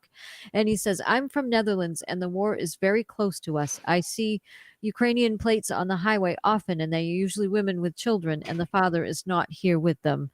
And there's a heart on there and it says, thank you, Starsky. And then Aimee, yes? Aimee, can we just pause there? Because Menok has done a couple of chats where there's been a super chat and no message, and then a super chat with the message. And so I want to, just take a moment and let Starsky address that one now to make sure, because Menok's really been, supporting the channel, and that's big. Absolutely. Yeah, so we are building our own weapons still. We have a bunch of factories here and there that weren't damaged as much, to stop producing their production. But we need more of those weapons right now. Actually, we needed a lot of those howitzers and UAVs that we are receiving currently. We needed them like 2 months ago, which is the biggest problem, unfortunately. So yeah, that's regarding our weapons. They are still being produced, shells and smaller arms, as well as vehicles. And in Kryvyi Rih, the factory started producing metal, for example, like a month ago, because it's important in terms of producing weapons. But Yes. we need larger amounts, and we need it yesterday. Yeah, the raw materials is what it comes down to in the end, right? Because you need something for these places to actually use to make with, right? Yeah, of course. So there was a factory producing metal in Mariupol. It was called Azov Steel. And there's a bunch of other plants and factories in Kryvyi Rih, near Zaporizhia, and Dnipro, I guess. So we have pretty much of those. Some of them already opened, and they work. They produce raw materials. Some of them are expected to work anytime soon. But again, it's not enough against currently ongoing Russian aggression. Unfortunately, it's not enough. Yeah, that's the thing. It's every time you pull the trigger, you need to resupply.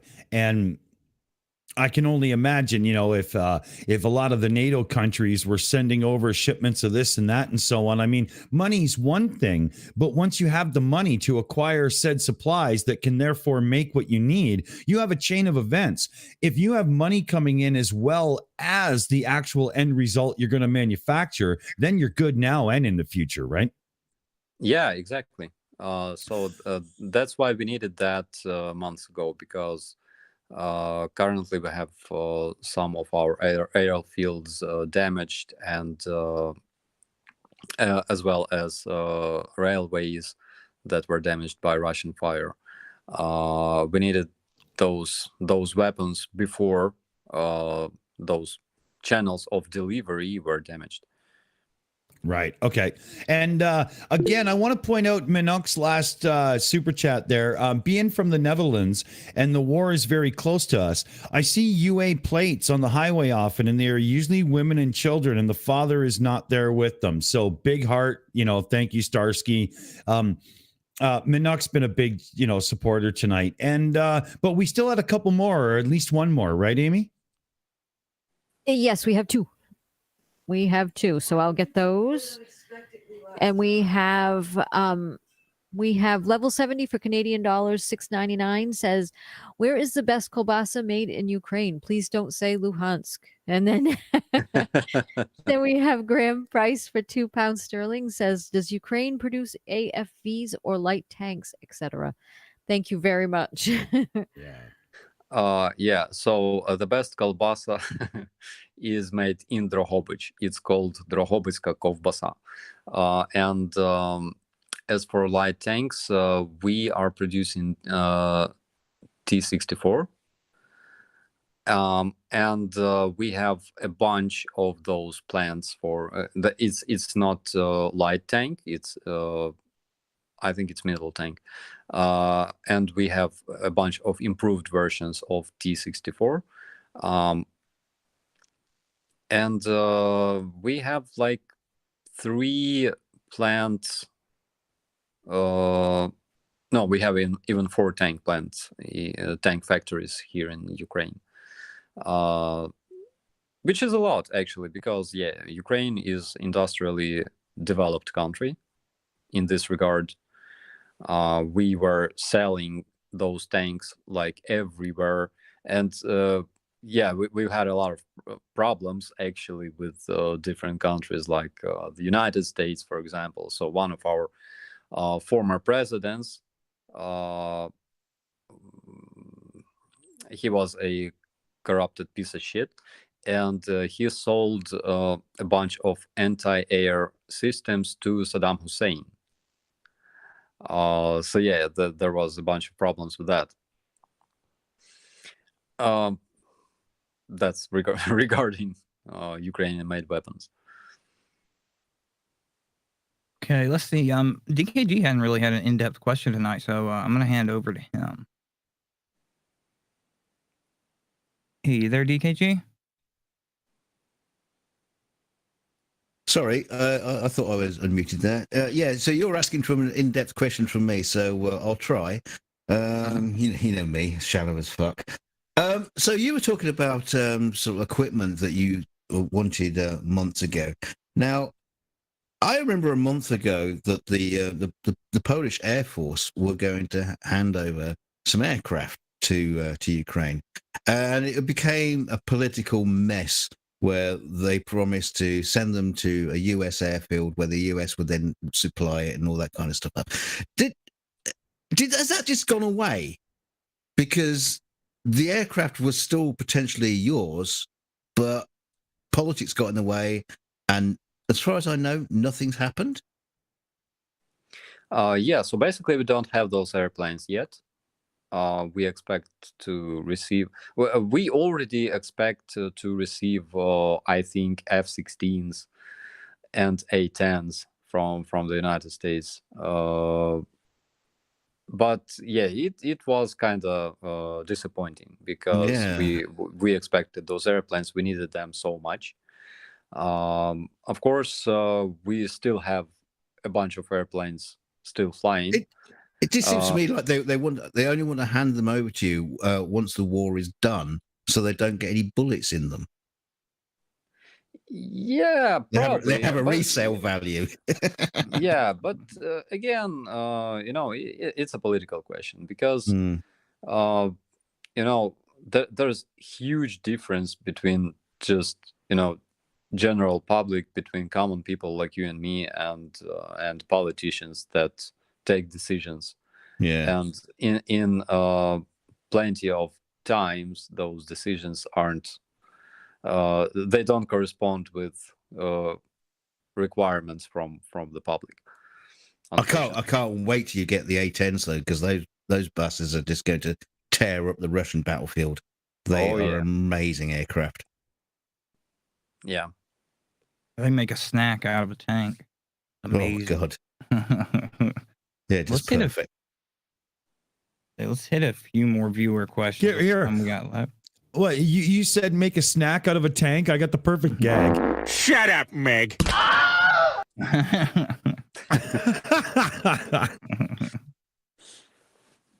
Let's see. We've got one from Regina Stogner. How do we buy and send drones? Basically, you want to contact one of the charity funds working here in Ukraine. Funds like Come Back Alive, for example. It's one of our most famous one that provides our units with drones and scopes and other gadgets. So you can contact them, or you can also contact them through their website. They have website in English. It's Come Back Alive Ukraine, something like that. You gotta Google that.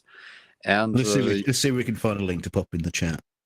Yeah, so you can contact those guys and I don't know, coordinate delivery of those drones to Ukraine, for example. Okay. And then from Shine W at Operator Starsky, are any Ukraine pilots training in NATO aircraft, which we discussed A-10, or any other new weapons system?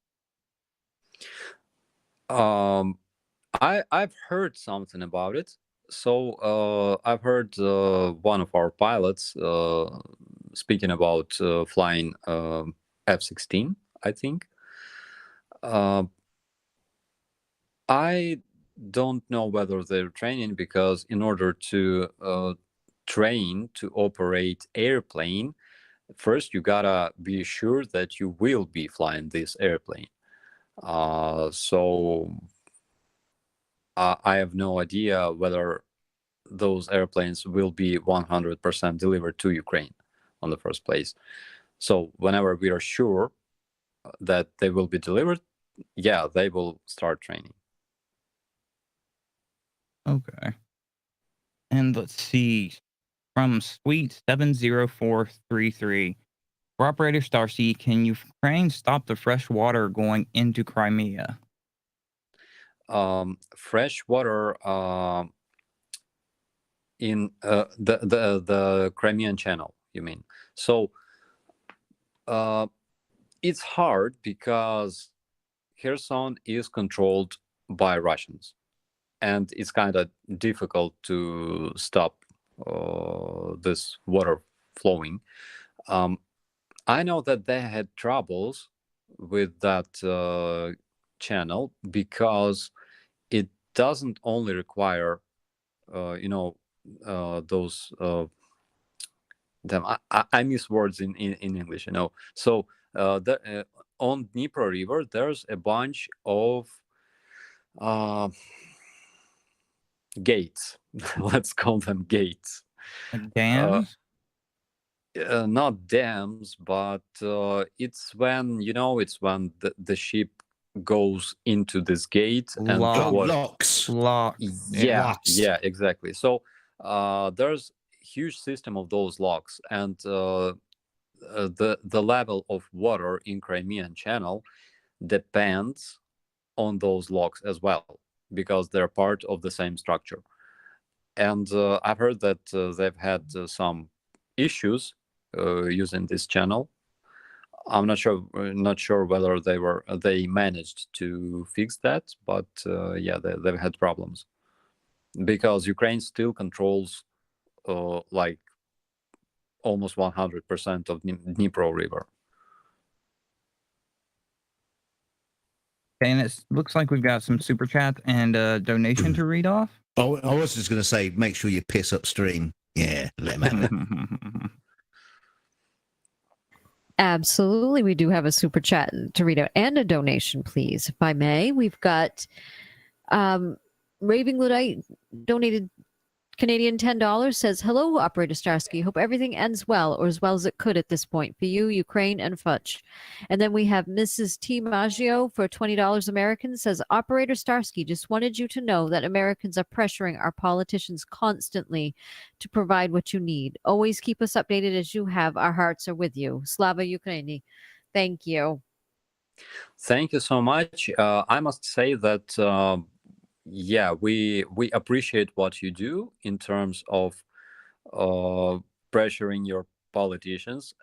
It's like, we don't want to ask you about it because it's, we don't want to influence decisions made by other politicians, foreign politicians, because it's like intruding into your space.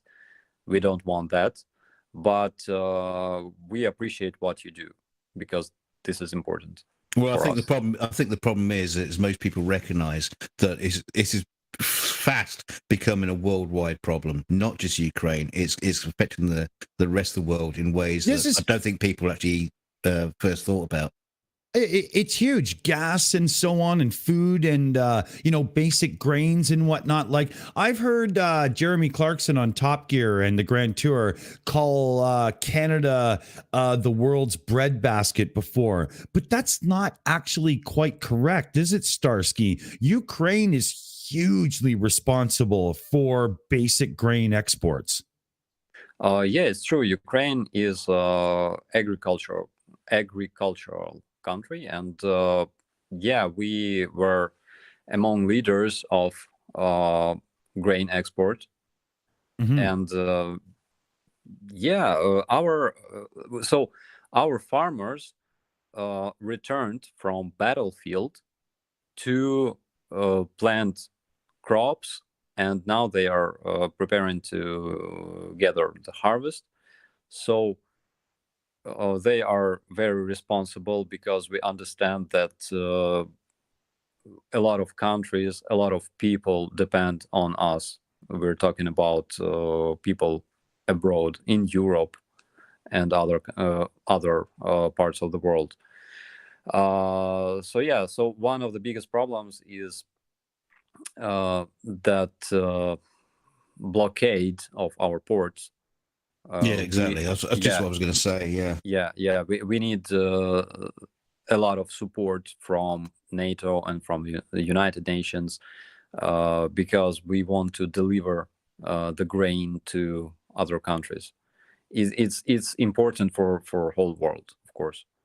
And another thing is that judging from what Russians say about their former allies in the World War II, so like they basically claim that they are fighting against Western countries, Western values, and stuff like that. So yeah, it's like for the first time we can hear Russians saying truth. So yeah, basically they think that Western world is their enemies. There was another very truthful comment from one of Russians who said that they want to occupy whole Europe, like from Russia to La Manche, you know. So yeah, it's basically a direct truth told by Russian people. They hate West. They want to dominate and control and occupy West. Yeah, good luck with that, Putin. They'd own everything if they could. I just wouldn't stop. I think we have a member chat and a super chat up, so I'm going to hand back to Aimee for that. Yes, please. Thank you very much. We do have a super chat and a member chat as well. We have a super chat from Level 70 for Canadian $6.99 says, do you think Ukraine can hold off the Russians long enough in the east until the needed weapons arrive on the front?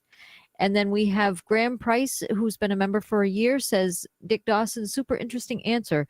Could you thank OS for me? That was good to hear. I can't afford another super chat. Well, thank you so much. Yeah. Appreciate that.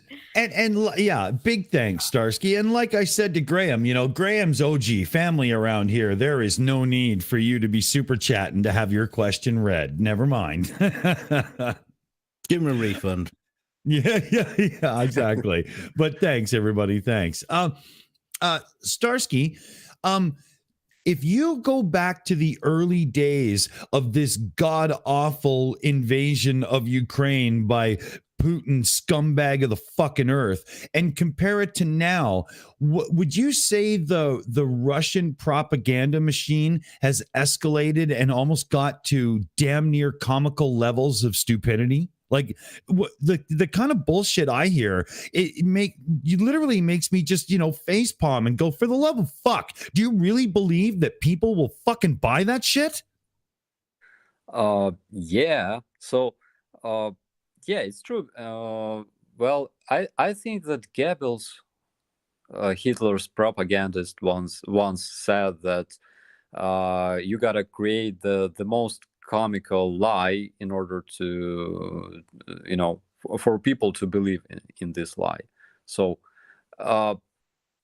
yeah, they create some kind of really crazy fakes these days. So one of the most recent fakes comes from this Bryansk newspaper, and they basically claim that Ukraine was about to use nuclear bombs to bomb Bryansk and other cities. So in Russia, there's one very shitty place called Voronezh.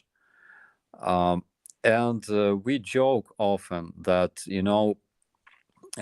whenever Russia is threatening West, they are bombing Voronezh. We were wrong. It's Bryansk. So they claim that Ukraine wanted to use nuclear weapons to bomb Bryansk. Of course, we don't have nuclear weapons. Nobody cares.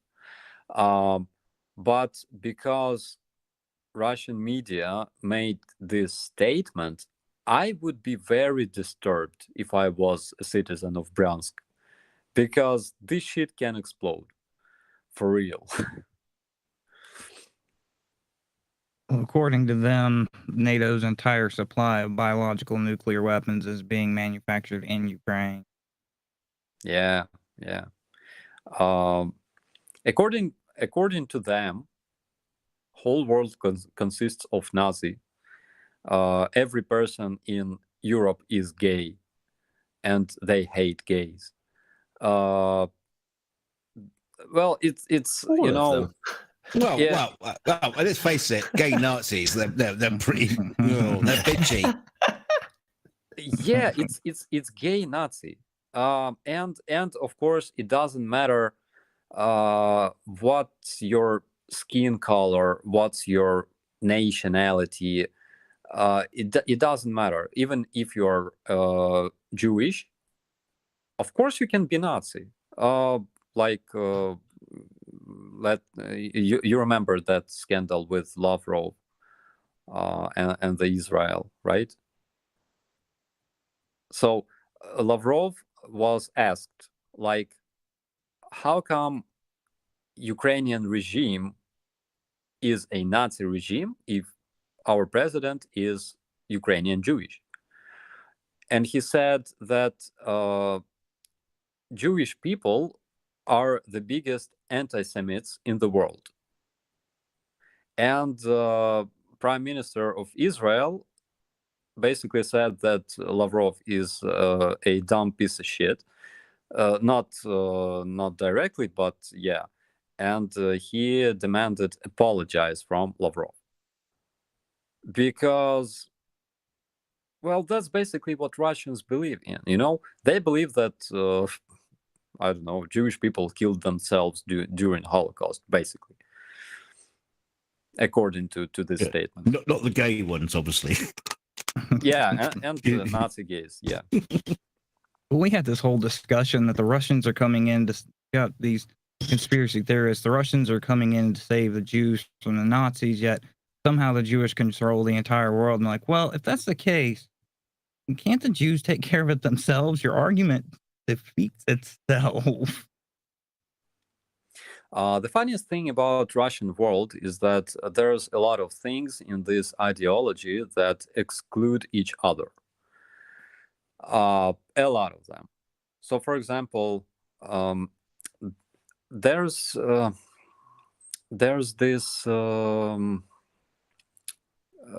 this tradition in Russia. So their monks baptize like weapons and soldiers and stuff, you know, with holy water. And there's a lot of cases those monks were baptizing their ballistic missiles called Satan. Yes, I saw videos of that. Yeah. Yeah. You can't write this stuff, can you? You Yeah, can't make it up. Yeah, and it's all Turns over out you internet. It's all over internet. You basically can Google this. And God bless you, Satan. Yeah. Oh, I gotta do it. I gotta do it. Could it be Satan? And shit like that. So they claim they are fighting for the God's chosen Russian Orthodox Church. But again, they are using Muslims to fight for this church, which is nonsense, you know, because a lot of their troops have different religion, like Buryats, like Yakuts, like those Kadyrovites, like people from South Ossetia. There's a lot of Muslim people around there. Like 50% of Moscow consists of Muslims. But in this ideology of Russian world, they have their one church for all, and it's also Orthodox Christian Church, Russian Church. And there's like hundreds of things that simply exclude each other in this ideology. But in the head of common Russian people, they kind of survive somehow, you know. And it's crazy. It's like fighting against Nazis that are gays, of course, and Jews. And Jews, yeah. And it's okay, it's fine. It can be. It can exist in this world. Well, you see, the thing is, if the Russian army were facing an army of gay Nazi Jews, they'd be crushed because they would just be literally criticized for their bad taste in uniforms. You can't wear those colors together. They're clashing. It's like Benjamin Webb said, black magic. I mean, they got to do what they can do to fight that Ukrainian black magic, because it's just eating up those tanks. Yeah, black magic, of course. I recall, like months ago, they had this Security Council of United Nations, and they presented some kind of evidence of those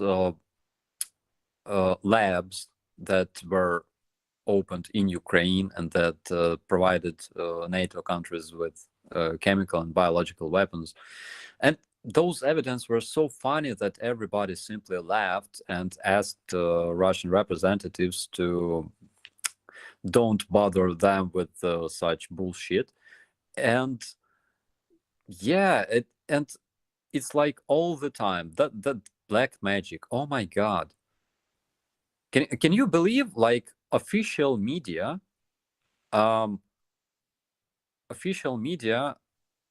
telling its viewers about some, I don't know, soldiers of another country doing black magic? It's crazy. Of course, they do everything, to find excuse for their fails here in Ukraine. Yes, it can be black magic, of course, in the eyes of Russians. Let it be black magic. I think they're saying anything they can to get their citizens to buy into it, because they've got to know that what they're doing is wrong and ridiculous. So just anything to rationalize themselves into saying that it's okay. Well, maybe we got a new export for all of those cheap crystals that we got, those bags of gravel. We can sell them to the Russians as special crystals. And a packet of gravel. So Don't forget here in Ukraine, we simply agreed that we don't want to read or hear or watch Russian media because it's a bullshit.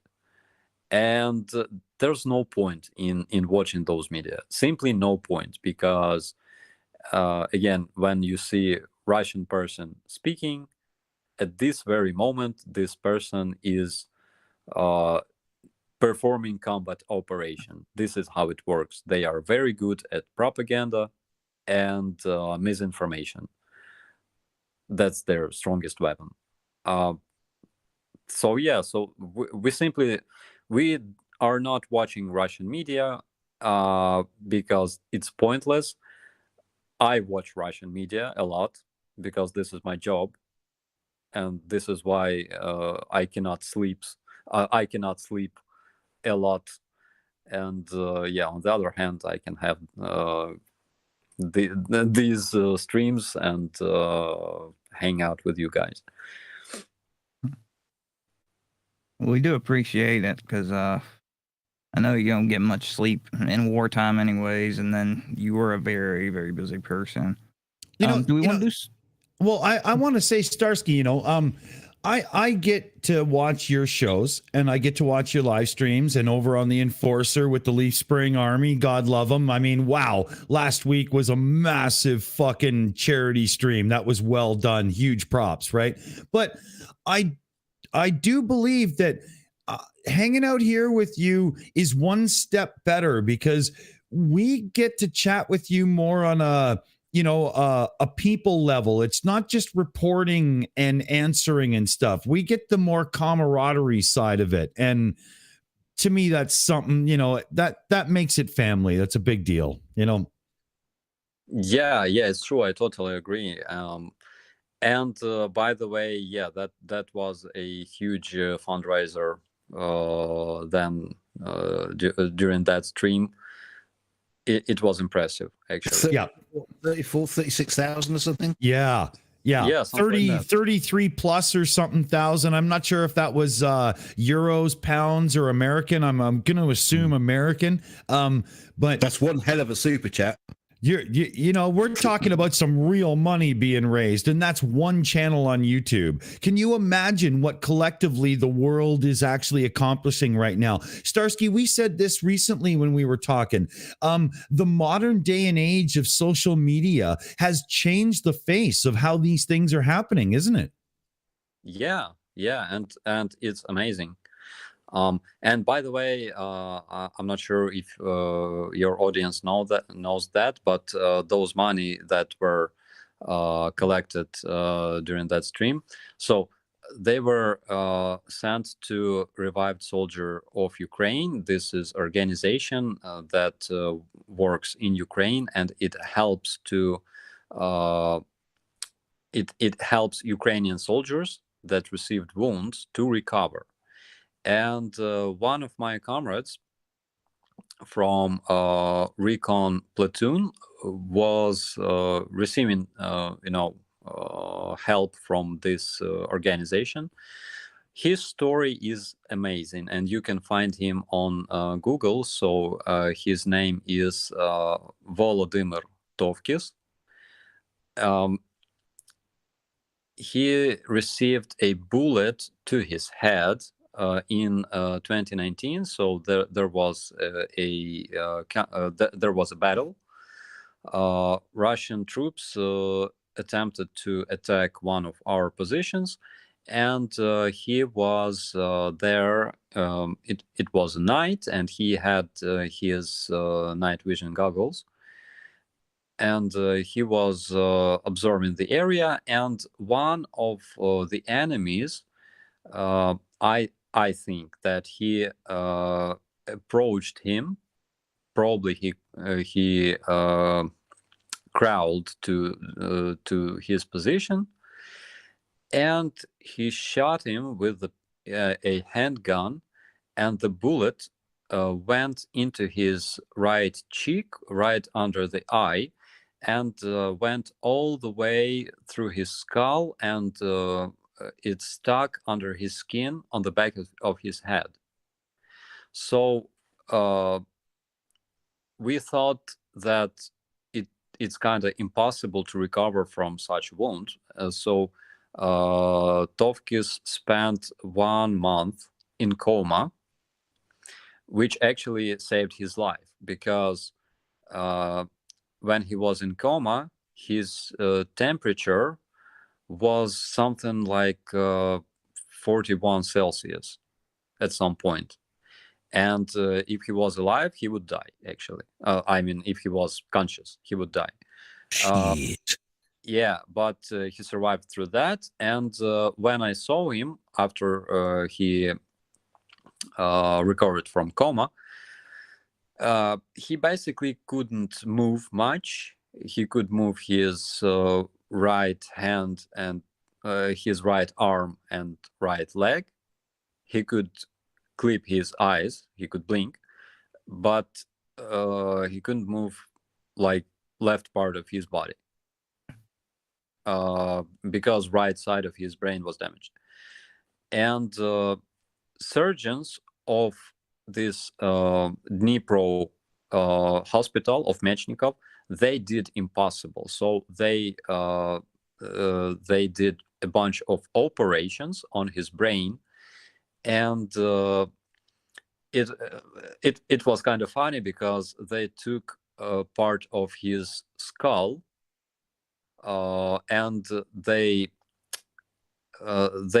transplanted it, transferred it. So they put it into his stomach because they needed this piece of bone alive. Okay, and he had like part of his head in his stomach, in his belly. Yeah, it was funny. Then they found money to replace that piece of bone with a plate made of titanium, and yeah, they removed that bone from his stomach. It was cool. You should see the pictures, actually.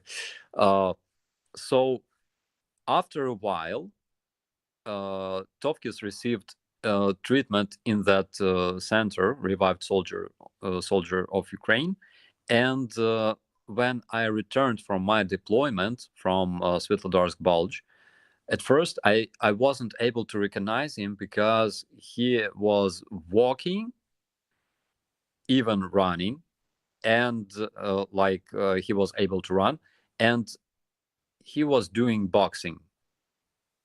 And like couple months before that, he was basically a vegetable.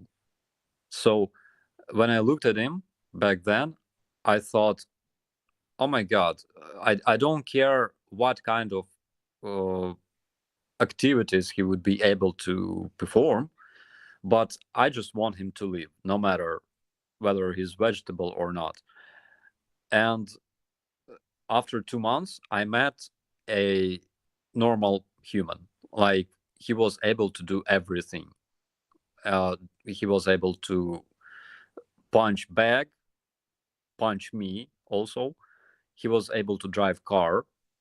And currently he is one of our best instructors. So he survived an incredible wound, and he recovered, I would say, by 90%, probably. So yeah, that is amazing job, amazing work that those guys from Revived Soldiers of Ukraine are doing. And yeah, and by the way, Tovkis is our champion of Invictus Games in Ukraine. So he has bronze medal. I think he received this medal like a couple years ago. And yeah, he's our hero. Yeah, it's terrible not being able to donate directly to the war effort to stop the stuff before it happens, but at least there are humanitarian efforts in place to help with that. But speaking of, I'm going to hand it over to Aimee. I know we've got some super chats and other things, and then after that, we'll go ahead and let Dave get his turn in. Absolutely. Thank you so much. We have some super chats here. We have, let me see where I am. Eric Heiser for $19.99 US says, Starsky, can roadsides be removed or switched to confuse the enemy? That's a very good question. Christopher Ellis for 50 Romanian Lou says, put this where Putin can't get it. Very good. Thank you. Yeah. Commander 401 for $5 American says, stay safe. Keep up the good work. Thank you so much. And then we have Springvale Light for $2 American says, thanks for being family. Thank you so much. Love it. And then thank you. Yes. And we have Mr. Hominoid, a new member. Welcome to Shill Apprentice and welcome to the family. Thank you so much. Oh, yes. Welcome to the family indeed. We've had a few family members tonight. It's very, very cool. Love to have you. Excellent stuff. Absolutely. Shit, more fucking mouths to feed. Bloody Catholics, bloody filling up the world with bloody kids they can't afford to bloody well feed. Monty Python, I'm not, being an asshole. Sorry. Off to science with a lot of you. But yeah, I thought that was a good question about switching the road signs to confuse them. I think that's a really good one. It's not the 1940s anymore. I know, but still. Yeah, but actually we did that. We did that. For example, in Kyiv, we removed a lot of road signs and street names. A lot of street names were painted, with spray paint. And also, I've heard about such things in other cities. So we did that like in the first days of invasion already.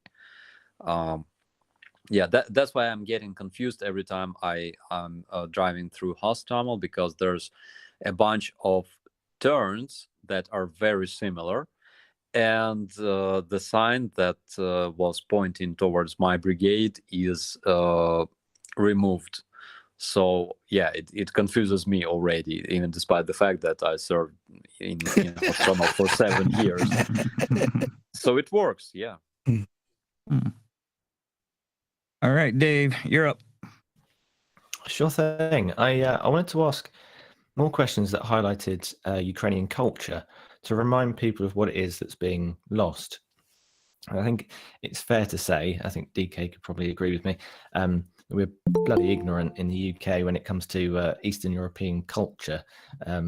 So we see glimpses of it when we see like a traditional Ukrainian song winning Eurovision, for example. But you mentioned some childhood memories earlier. I just wanted you to try and paint a picture for us of Ukrainian culture and what it was like growing up as a kid in Ukraine. Oh my God! I wanted to make a separate blog about this. So I have so much to tell about it. 90s in Ukraine were tough because we've had this default in Ukraine. So my father was a military, and there was a time when he didn't receive his salary for a year. And his salary back then was something like $40. So 90s were tough for everyone. And one of the things about 90s is that we've had a lot of mafia, like a lot of bandits in Ukraine, also in other post-Soviet countries, a lot of mafia in Russia, in Georgia, for example. And by 2000s, I think we fixed that problem somehow. So partially a bunch of bandits were murdered or assassinated. Some of them were put into jail, and the rest became politicians. And we've had a lot of corruption. Because of this corruption, those bandits that became politicians could literally buy everybody, and that's why it was so tough to put them into jail. But the interesting fact about those politicians was that they were pro-Russian, so they were leading pro-Russian parties, and currently members of their parties are collaborating with Russian occupiers on uncontrolled territories. But that's regarding our political life.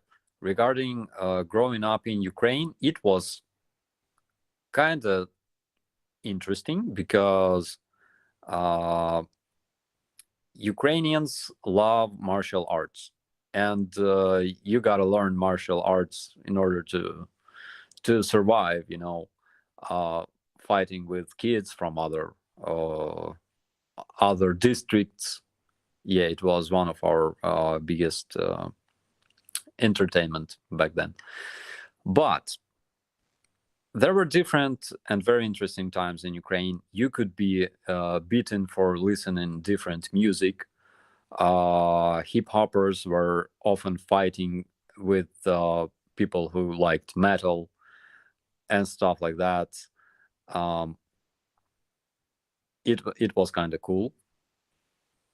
At some point, we learned about Limp Bizkit, and it appeared that hip hop can coexist with metal. After that, we stopped fighting, and I think that Limp Bizkit, it was some kind of turning point in the history of Ukrainian culture. Because I think maybe a statue is in order in Ukraine then. Yeah, but at some point, I think that Limp Bizkit was the point of our evolution in our minds. So we stopped fighting, and we became very peaceful.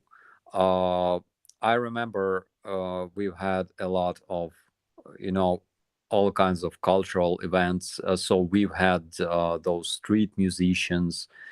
We've had street poetry festivals like every I think, every week in Kiev, for example. By 2000s, Ukraine began developing. So we've had first McDonald's opened in Kiev. It was kind of cool. And yeah, so we've had a lot of different events. We've had different festivals. There was a point when our traditional music mixed with different styles like hip hop or metal or electronic music. We have this great band called Goa, and Oh, of course. They went for Eurovision past couple of years. Yeah. Yeah. And Yeah. they are great. And again, there was some kind of Ukrainian market was full of Russian production, so there was huge cultural expansion in Ukraine from Russia. And we've had a lot of their movies and their books and stuff like that. In 2000s, Ukrainian market started, producing our own products, like movies, like music, like books, and poetry, of course. So 2000s were actually very nice. I mean, like it was the start of resurrection of Ukrainian culture. I would say so, and it was great.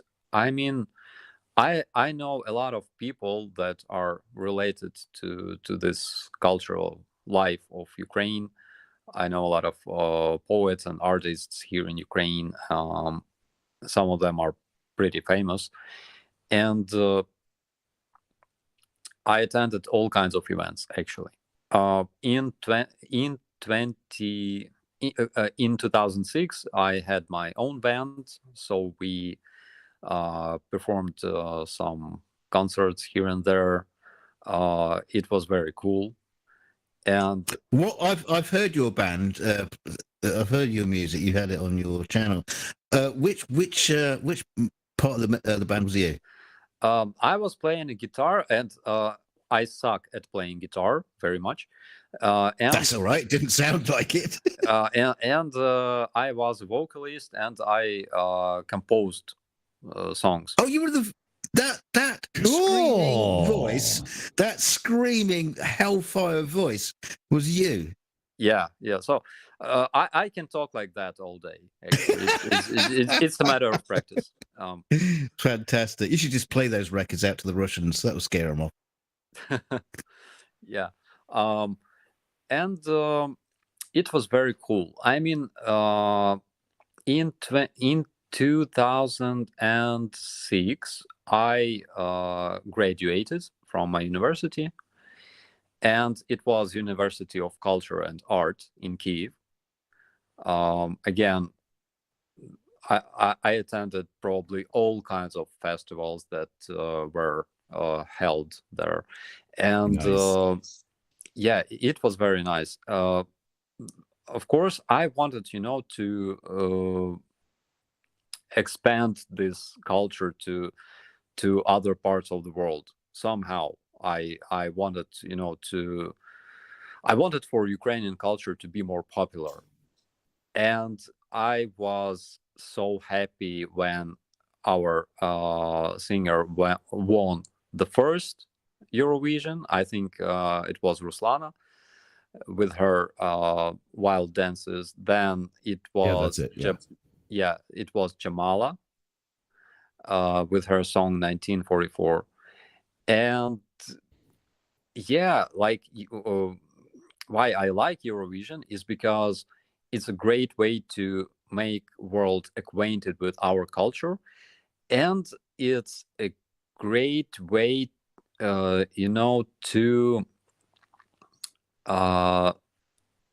raise awareness of public. So, for example, after this Eurovision, a lot of people were, unhappy with the results, and they were saying that Ukraine only won because of war. Of course, I wouldn't wish nobody to win Eurovision because of war. No. In their country, on first place.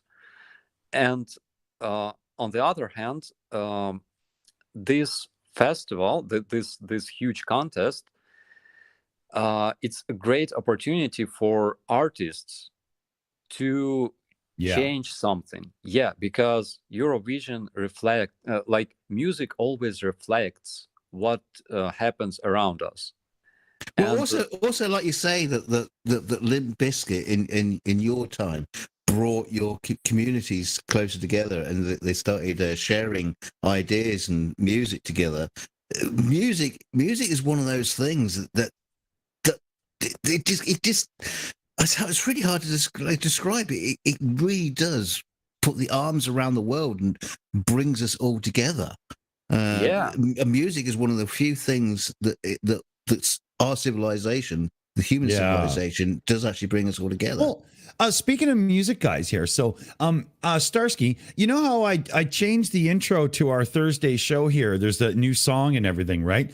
I wrote and recorded that. That's my playing drums, guitar, and everything.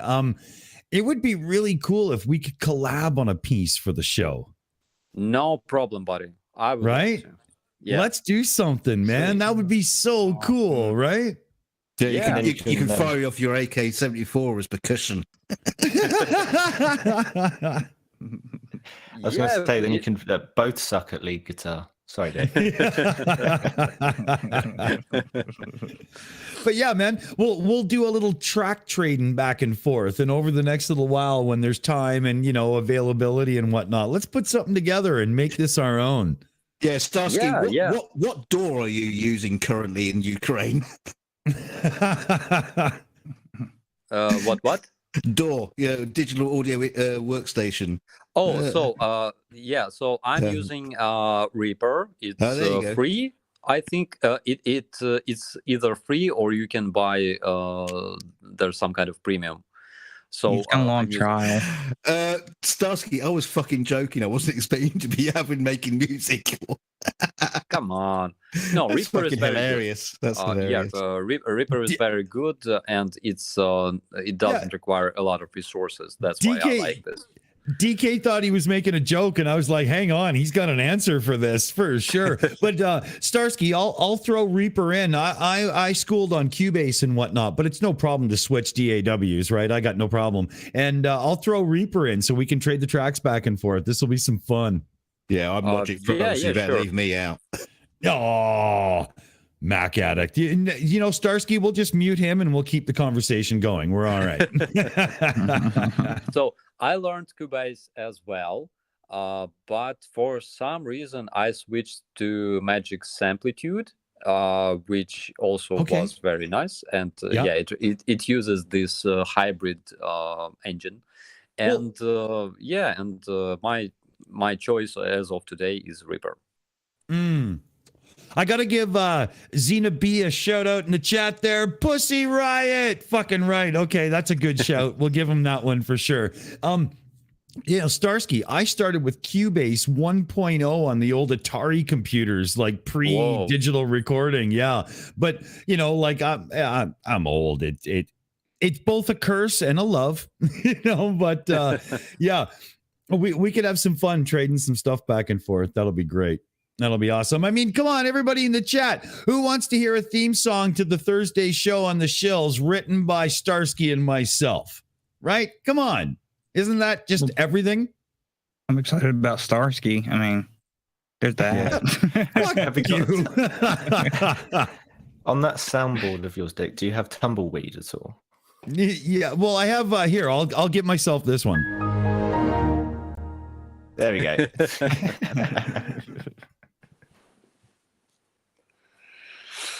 Yeah. So, well, my childhood in Ukraine was different. It was tough, but it was interesting, and by the end, it was full of uh, Ukrainian culture, so to say, because we were so much overloaded with Russian culture, Russian movies about Russian Spetsnaz and shit like that. We often laugh about it. And then a lot of people in Ukraine started realizing that our culture is very rich and diverse, and we can export it to other countries and make other people make people in other countries acquainted with it. So by the end of 2004, I guess, we've had Orange Revolution in Ukraine. We've had a lot of hopes for this revolution because our new president was a pro-Western president, and like new generations in Ukraine, I'm talking about people from birth and to 35 years old. So we were all pro-Western, and a bunch of older people were pro-Eastern for some reason, for nostalgia for USSR and stuff like that. And in 2013, we've had Revolution of Dignity, and it was another turning point in history of Ukraine. We evolved again. Again, I understood that I'm proud of Ukrainians. I'm proud of my people because they proved that they can fight and sacrifice for the better future of our generations. And that year actually showed everybody that Russians are invaders. So they took Crimea and they brought their forces to Donbass. And once again, Ukrainians united. And so here in Ukraine, we have like this problem. So if we don't have some kind of external enemy, we're trying to insult each other, like, you are working for Russians. No, it's you, which is very funny. But we united, and I'm so proud of our choice to become part of European family. More and more people are starting to understand this, and it makes me proud, actually, because being part of a European family, being part of same economical space is very important. You cannot live in isolation like North Korea, like Russia currently. So you need to have a lot of friends. You gotta have a lot of partners. You gotta not only take something from other countries, but also share your best practices, your own best experience to other countries. And actually, Ukrainians traveled a lot during those years. We learned a lot about European countries, about their best experience. We have implemented a lot here in Ukraine. For example, I don't know if I told you, but we have this app on every smartphone called Dia, which is translated as action. So basically, we have all our IDs in this app. I have my driver's license. I don't need to even have this driver's license with me at all times. I can have it on my phone. Like basically, you can do anything You can write your will. Like I'm exaggerating, but yeah, I think soon it will be available as well. You can, I don't know, do a lot of things. So I was going to sorry, could I interrupt? And I was just going to ask a very specific question as well, because I was going to say one of my happier memories from childhood in the UK was being allowed to roam outside without parental guidance, and we would go to local corner shops and we would buy like a handful of sweets and chocolates for our adventures, and we would just sort of free roam, as it were. Do you have like a traditional Ukrainian like sweet manufacturer and that sort of thing? yeah, we have a manufacturer called Roshan, and this manufacturer belongs to our former president Poroshenko. So we laugh a lot about it and joke about it, but it's very nice. Let's be honest, it's very nice. They produce chocolates and candies and cakes and stuff like that. I've been to their factory once, their chocolate factory, and I was impressed actually. So yeah. So he became president by bribing all the kiddies. Yeah, and it worked. Yeah. Yeah. Sorry, the reason I ask. Yeah. Oh, go ahead. If you no, please. I was only going to say, because sweets and chocolates and things like that are little memories from our childhood, and they give us like a huge bounce in morale and happiness. It's very nostalgic, would be the word in English. And I was wondering if there was, I mean, people can't necessarily be watching this stream and be expected to buy you drones and stuff, but they could maybe donate a very small amount of money and get these sort of sweets and chocolates sent to your platoon. Is there a way of doing that safely? I'm not sure. Currently, it's very hard to deliver even journalists to their positions without getting shot. Yeah, but probably in the future. Yeah, I hope so. I mean, I could imagine if you know soldiers had that on them. It's very small, it's very discreet, and it every time you go for one, you sort of, it's almost as if you're reminded what you're fighting for. Does that make sense? Maybe stuff the journalists flak jackets with the sweets, and then so if they do get through, make bulletproof vests. Yeah, I thought I had Teflon in this suit. It's full of jelly babies. Well, to be honest, our civilian volunteers they pack those boxes with sweets and stuff all the time. So they are being delivered to our soldiers. I can tell you that. Yeah, so what they told me is that they have a lot of random yummies on the front line. Yeah, because it's important, for morale. I mean, Dave, what you're basically talking about is the old Red Cross parcels that used to get sent out during the war to prisoners of war and stuff like that. So, is that still a thing?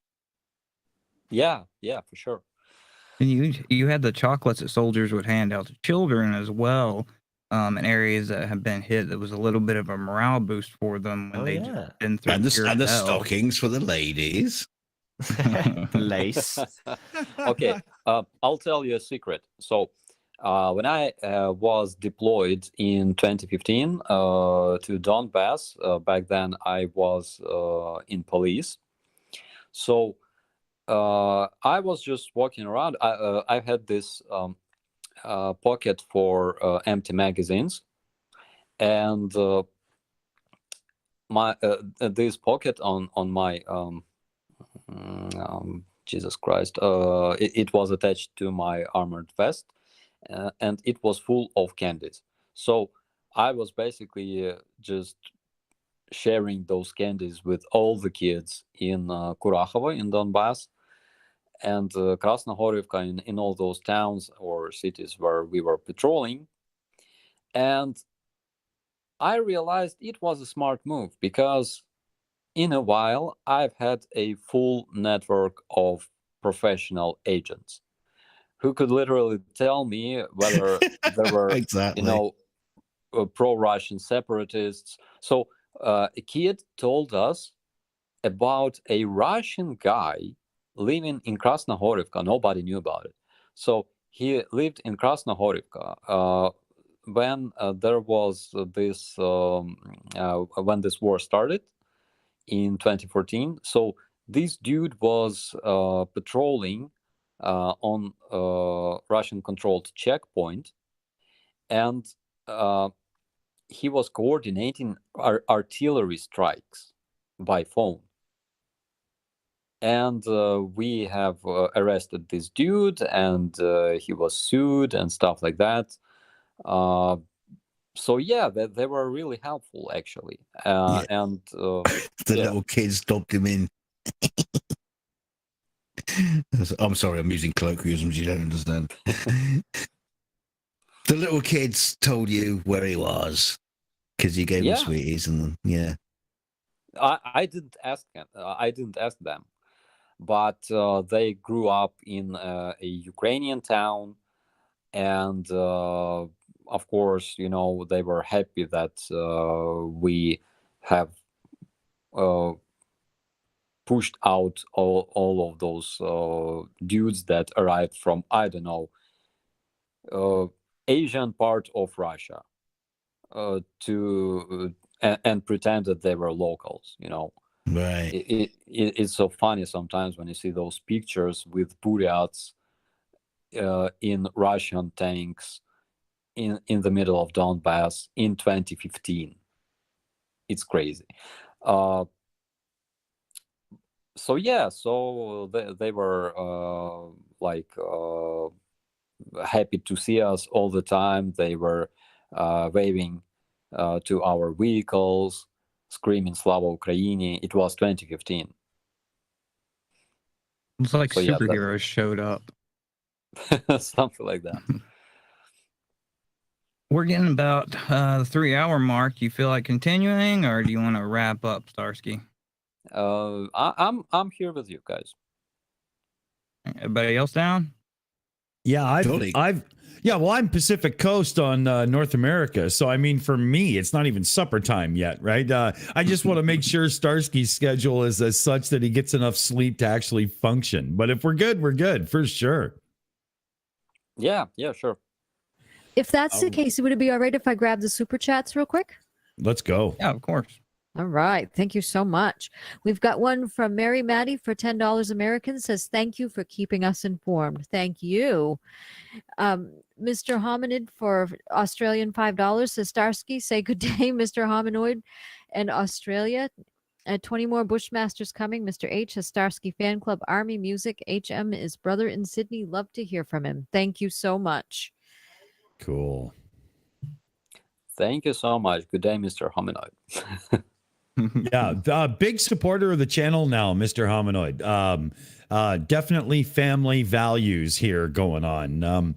We've got a lot of new family on the channel recently, and love to see y'all here. This has been great stuff, and I hope everybody appreciates the way we do that. Starsky's a busy man on the interwebs, and sharing and advising and informing everybody, but I will say for sure that this is where you come to actually get to know the man.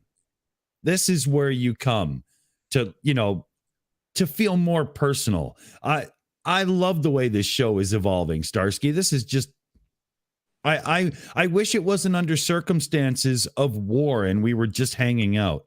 The cloud that's over top of the family building friendship makes it confusing.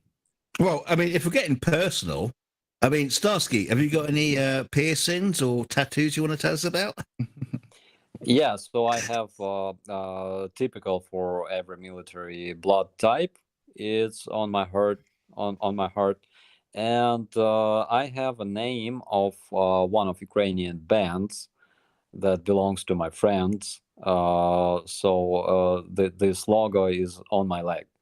It's like nothing special, but it's special for me because my friends playing in that band. It's kind of famous here in Ukraine. They play a lot of songs for Ukrainian soldiers, and I made this tattoo for free as a ticket for every concert of this band. Well, best tattoos are personal. It doesn't matter if anybody else gets them as long as they mean something to you, because you're stuck with them. It's like a lot of people have they are trying to create some kind of crazy tattoo with a lot of different elements and try to put some kind of deep meaning into those tattoos. So when you see some kind of girl and ask her like, what does it mean, and she starts explaining you that this lotus flower, I don't know, overwhelmed with flames that grow from this branch of sakura and stuff like that. It reflects like, my inner world and shit. Oh my God. Have a skull on your shoulder. Yeah. It looks great. It's just a tattoo of your pussy. Shut up. Yeah. I've only got one tattoo, and it says "This way up."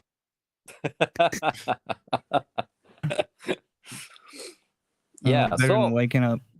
yeah. And by the way, I saw. Did you see those mummified remains that were discovered with tattoos?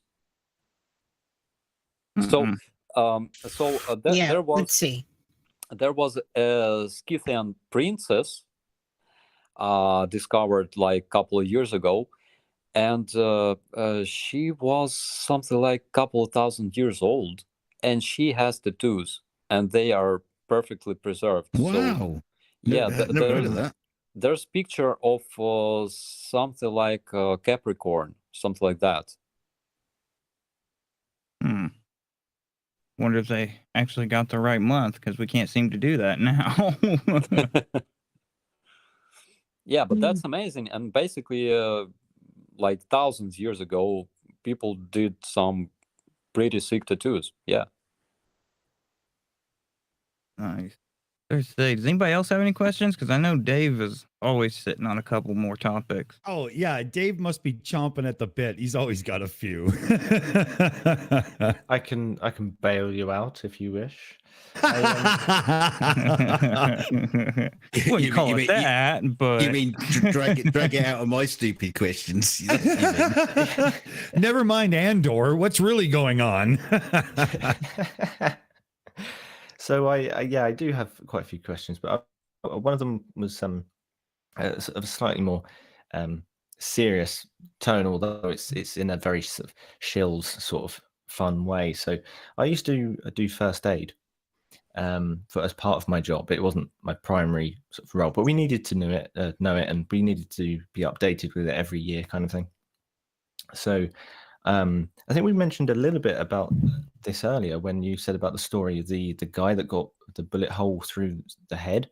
I was wondering, particularly from the medic's perspective of the war, are there any horror stories that you think people should know about? Like horror stories? As in, I'd be saying it like an English phrase there, like any stories of medics that have gone into the war zone and things like that have happened, sort of similar stories kind of thing that people could hear about, a bit gory. Yeah, so we have our own Iron Man here in our brigade. He is our sergeant major, and of course, because he is a sergeant, like top sergeant of our brigade, he's probably the toughest person I know, actually. And he was deployed on the Svitlodarsk Bulge as well on 2019. And it so happened that two groups that were in the same location One group was switching another group that was going to have rest. So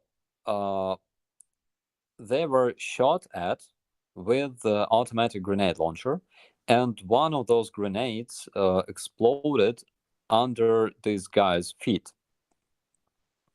And the problem was that he had his legs broken in a fragment of a second, and he started bleeding very bad, because like by today he says he has like 24 fragments still in his legs. They are too hard to reach. So he fell down, and our guys from recon platoon gave him first aid. So they took tourniquets, they stopped bleeding, and there was a lot of blood, because we had 6 guys wounded in just 1 second. It was a lot, actually. Shit. Yeah. That's heavy. Some of those wounds were pretty nasty, actually. But regarding this sergeant major, so he got delivered to some hospital where he had a bunch of those fragments removed, and of course we applied the blood stopping. Jesus Christ, I'm so bad with English today. How you Jesus? I forgot everything, guys. Yeah, try a description to see if we can get around it for you. So it's a piece of damn it! It's a piece of cloth that is soaked with a specific chemical that stops bleeding when you apply it to the wound. Tourniquet? We just call it quick clot. Yeah, I've heard it called. yeah, exactly. There we go. In Ukrainian, it's hemostop. Was it to coagulate the blood or something? Yes, Oh, exactly. Hemostop. Okay, that must be the brand. Yeah, hemostop, exactly. So Okay.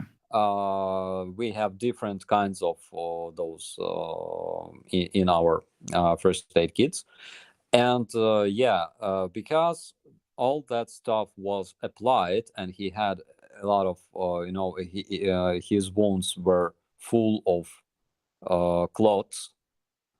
So the doctors started removing all that while he was conscious, and he said it was kind of bad. And then there was a couple of operations.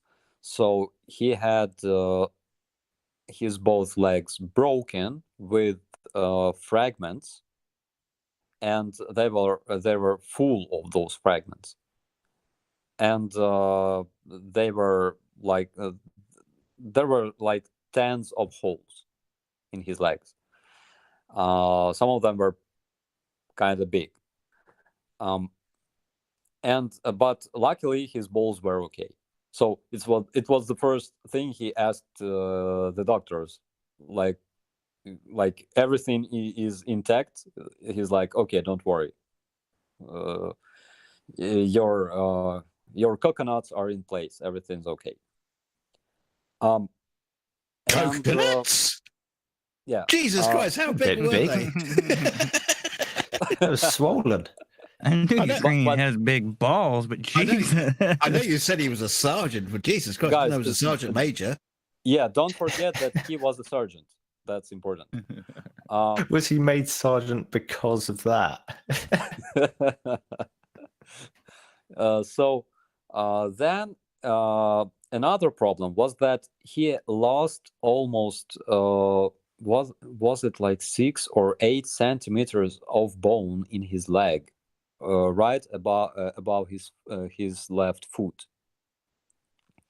So he had to wear those Elizarov's devices on his both legs for almost a year. And meanwhile, he was doing exercises. And I think it was, again, in the office of Revived Soldiers of Ukraine. I hope I'm not wrong. So he was doing exercises. And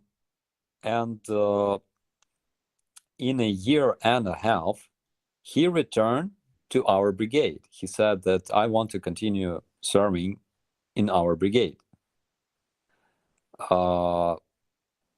Which was crazy because he had all opportunities to, to quit army, receive a lot of money for being wounded and stuff like that. But he returned and he is serving until today. And that Sergeant Major, actually, he is one of my best friends. And we survived that first day of invasion, both in Hostomel. Yeah, so I know. that guy is very tough, actually. Yeah, well, like like Was there- every sergeant. Yeah. But it sounds like you just Yeah, need to hide behind his coconut, coconuts. I know Commander 401 had a question. You want to jump in? Yeah, I've been actually listening and reading the translations of your national anthem, and I must say it's one of the most beautiful I have ever heard and understood. Would you say that, how much inspiration and hope and morale boost does that really give you? I can It's the say, best one I've heard thus far out of all the anthems I've listened to. yeah, I totally agree with you, my friend. So we were singing the anthem every morning for years in our brigade, and I still love this song. And to me, since Revolution of Dignity, where this anthem was performed like every hour, and until today, it's one of the best compositions, one of the best songs in the world, actually, because it's very melodic, and because of the sense of the lyrics. I remember, in the times of Revolution of Dignity, so we had clashes with law enforcement during the street fights and stuff like that. And when you looked at all those men wearing helmets and armored vests, holding those sticks and stuff, and when people started singing the anthem, there are words that we will lay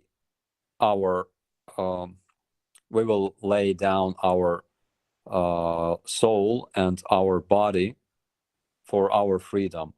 And I was singing and thinking that it can happen like next minute, literally.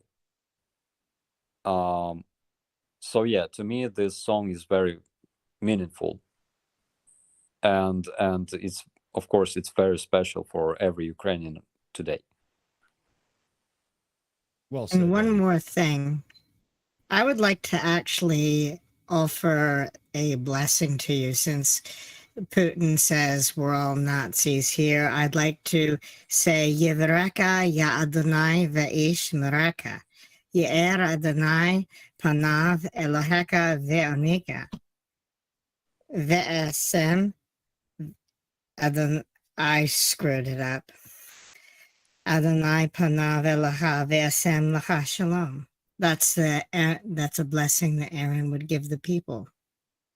Nice. And my hope is for you to know peace. The only other national anthem that I feel the meaning of just as much as when I read your national anthem is Hatikva, because I've actually been in Charlottesville here in America, and the Nazis were screaming in my face.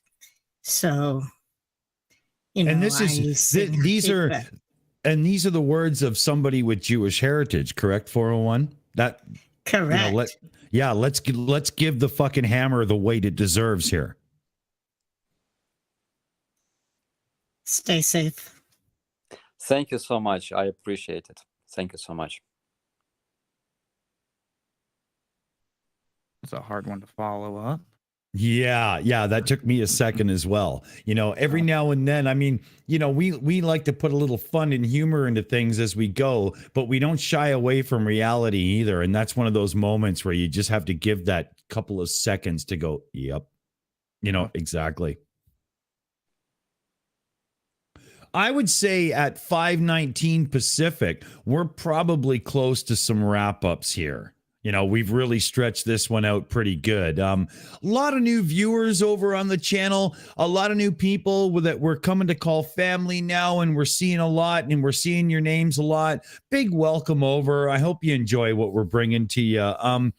We're trying to do not just news and updates, but a bit more of a, you know, personal, meet the people kind of hangout, because that's what we do here. And, you know, we think it works, and we kind of stick to our guns, right? You know, but we hope you like it. You know, I think if Amy's around, she could probably lead us around the table, but you never know if Matt's got her by the scruff of the neck.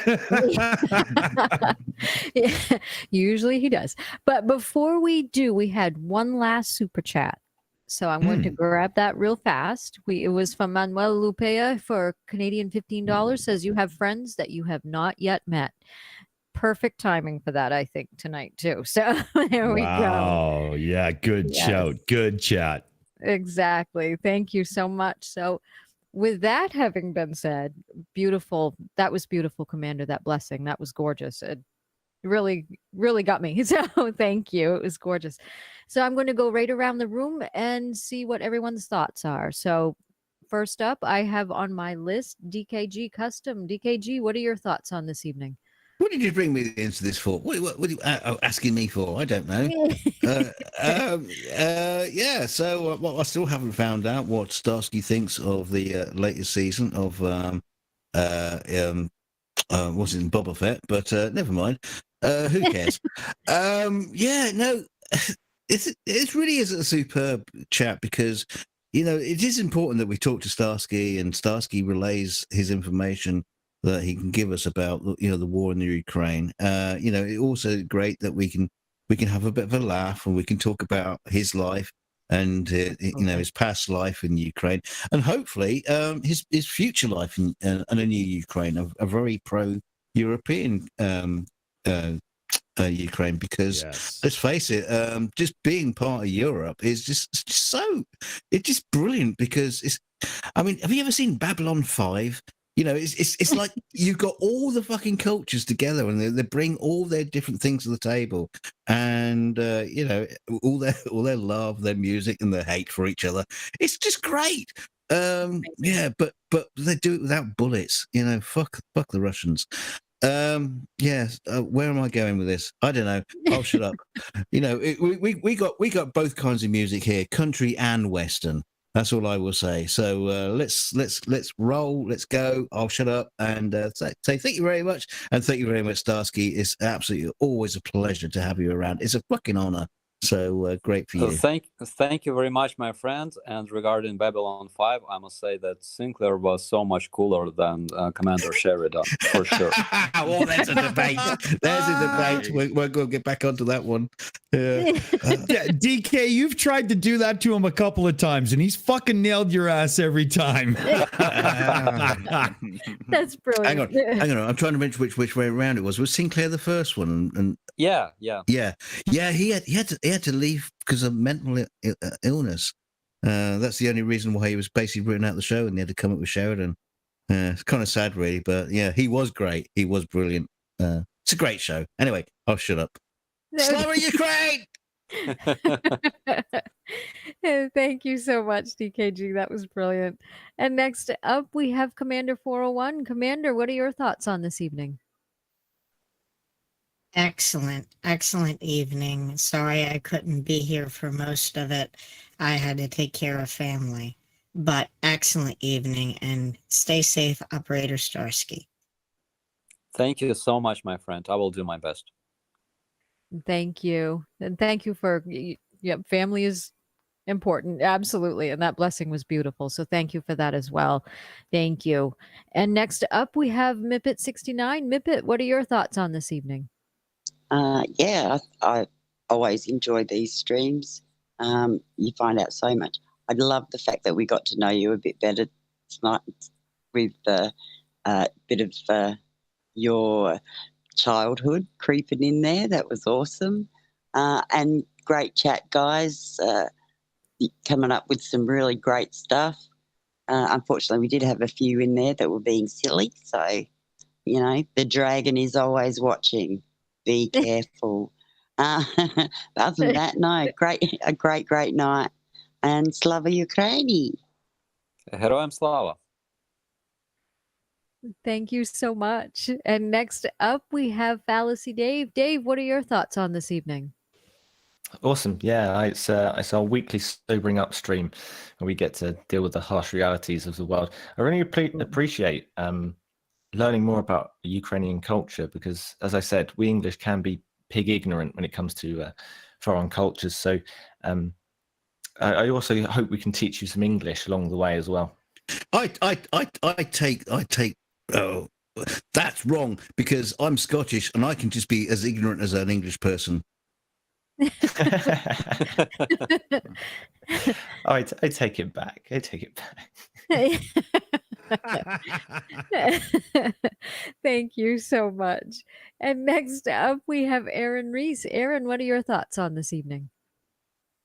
These ones are always hard to wrap up. It's a really serious topic, but we try to joke about it because if you don't laugh, you'll go mad on some of these topics. And it's great having Starsky by for a more relaxed chat so that, above all, you can remember what they're fighting for and what we need to help them fight for. And that's just life itself, things that happen around the war.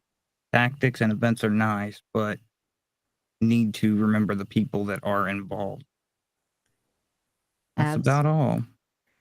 Very good. Thank you so much. That was brilliant. And that's right. The human factor is what matters the most. And that's what sometimes gets forgotten in all of this. So thank you. Thank you for the reminder. And next up, we have Operator Starsky. What are your thoughts on this evening? A lot of great questions from our viewers.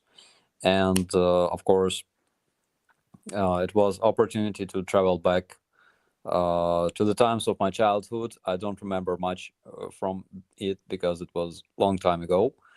But yeah, it was good. It was good. It was something that I needed today. Absolutely. And thank you so much for coming on. We're honored to have you here. So thank you, and please stay safe. Thank you. It's my pleasure. Thank you. And last but not least, we have Dick Dawson. Dick, what are your thoughts on this evening? Well, everybody's done this with such class, but I'm sorry, I'm going to break that. I have a personal message for review everything in the chat. We're foul-mouthed and no class and yada, yada, blah, blah, blah. Pucker up, Buttercup. I'm going to use your mouth as my sexual play toy and hold you by the fucking ears.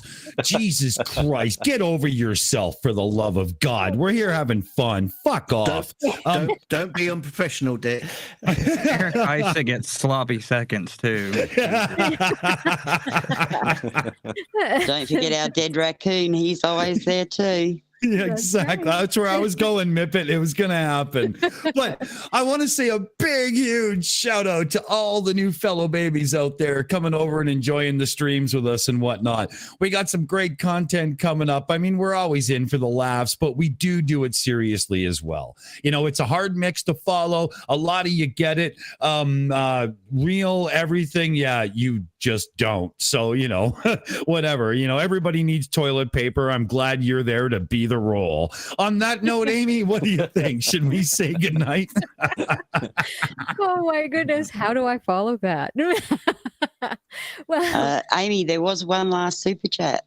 oh, there was. Okay, well, look at that. That's how we know how to do it. Where is it? So, let's see. We have one for Woden Toad for $2 American, says, except for this last super chat. Thank you, Woden Toad. That's brilliant. Awesome. Yes, I do want to, you know, it was wonderful hearing, you know, about Starsky's childhood. That was great. It was wonderful to hear that. So that was good. And hopefully that helped. I wish everyone nothing but the best of luck and stay safe, please. I want to thank everyone in the panel for coming. Thank you for all your wonderful questions. I especially want to thank everyone in the chat for coming, even the trolls. You provided entertainment tonight. So thank you for that. Next time I'll poke you in the eye. No warning. But thank you very much for coming. And I just want to thank you. Have a great evening, everyone. Good night. Good night, everybody. Good night. Good night. Slava Slava Ukraini. Ukraini. Slava Ukraini. Slava Ukraini. Remember, fellow babies, if you can't look the enemy in the eye, you can always piss on their fucking heads.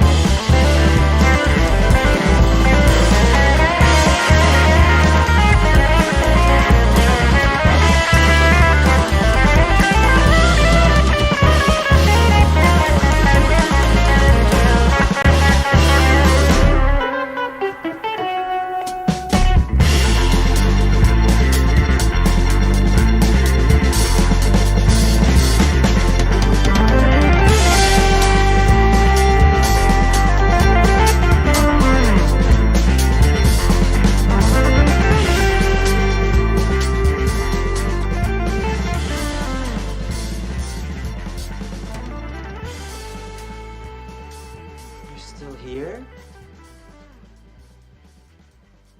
It's over. Go home.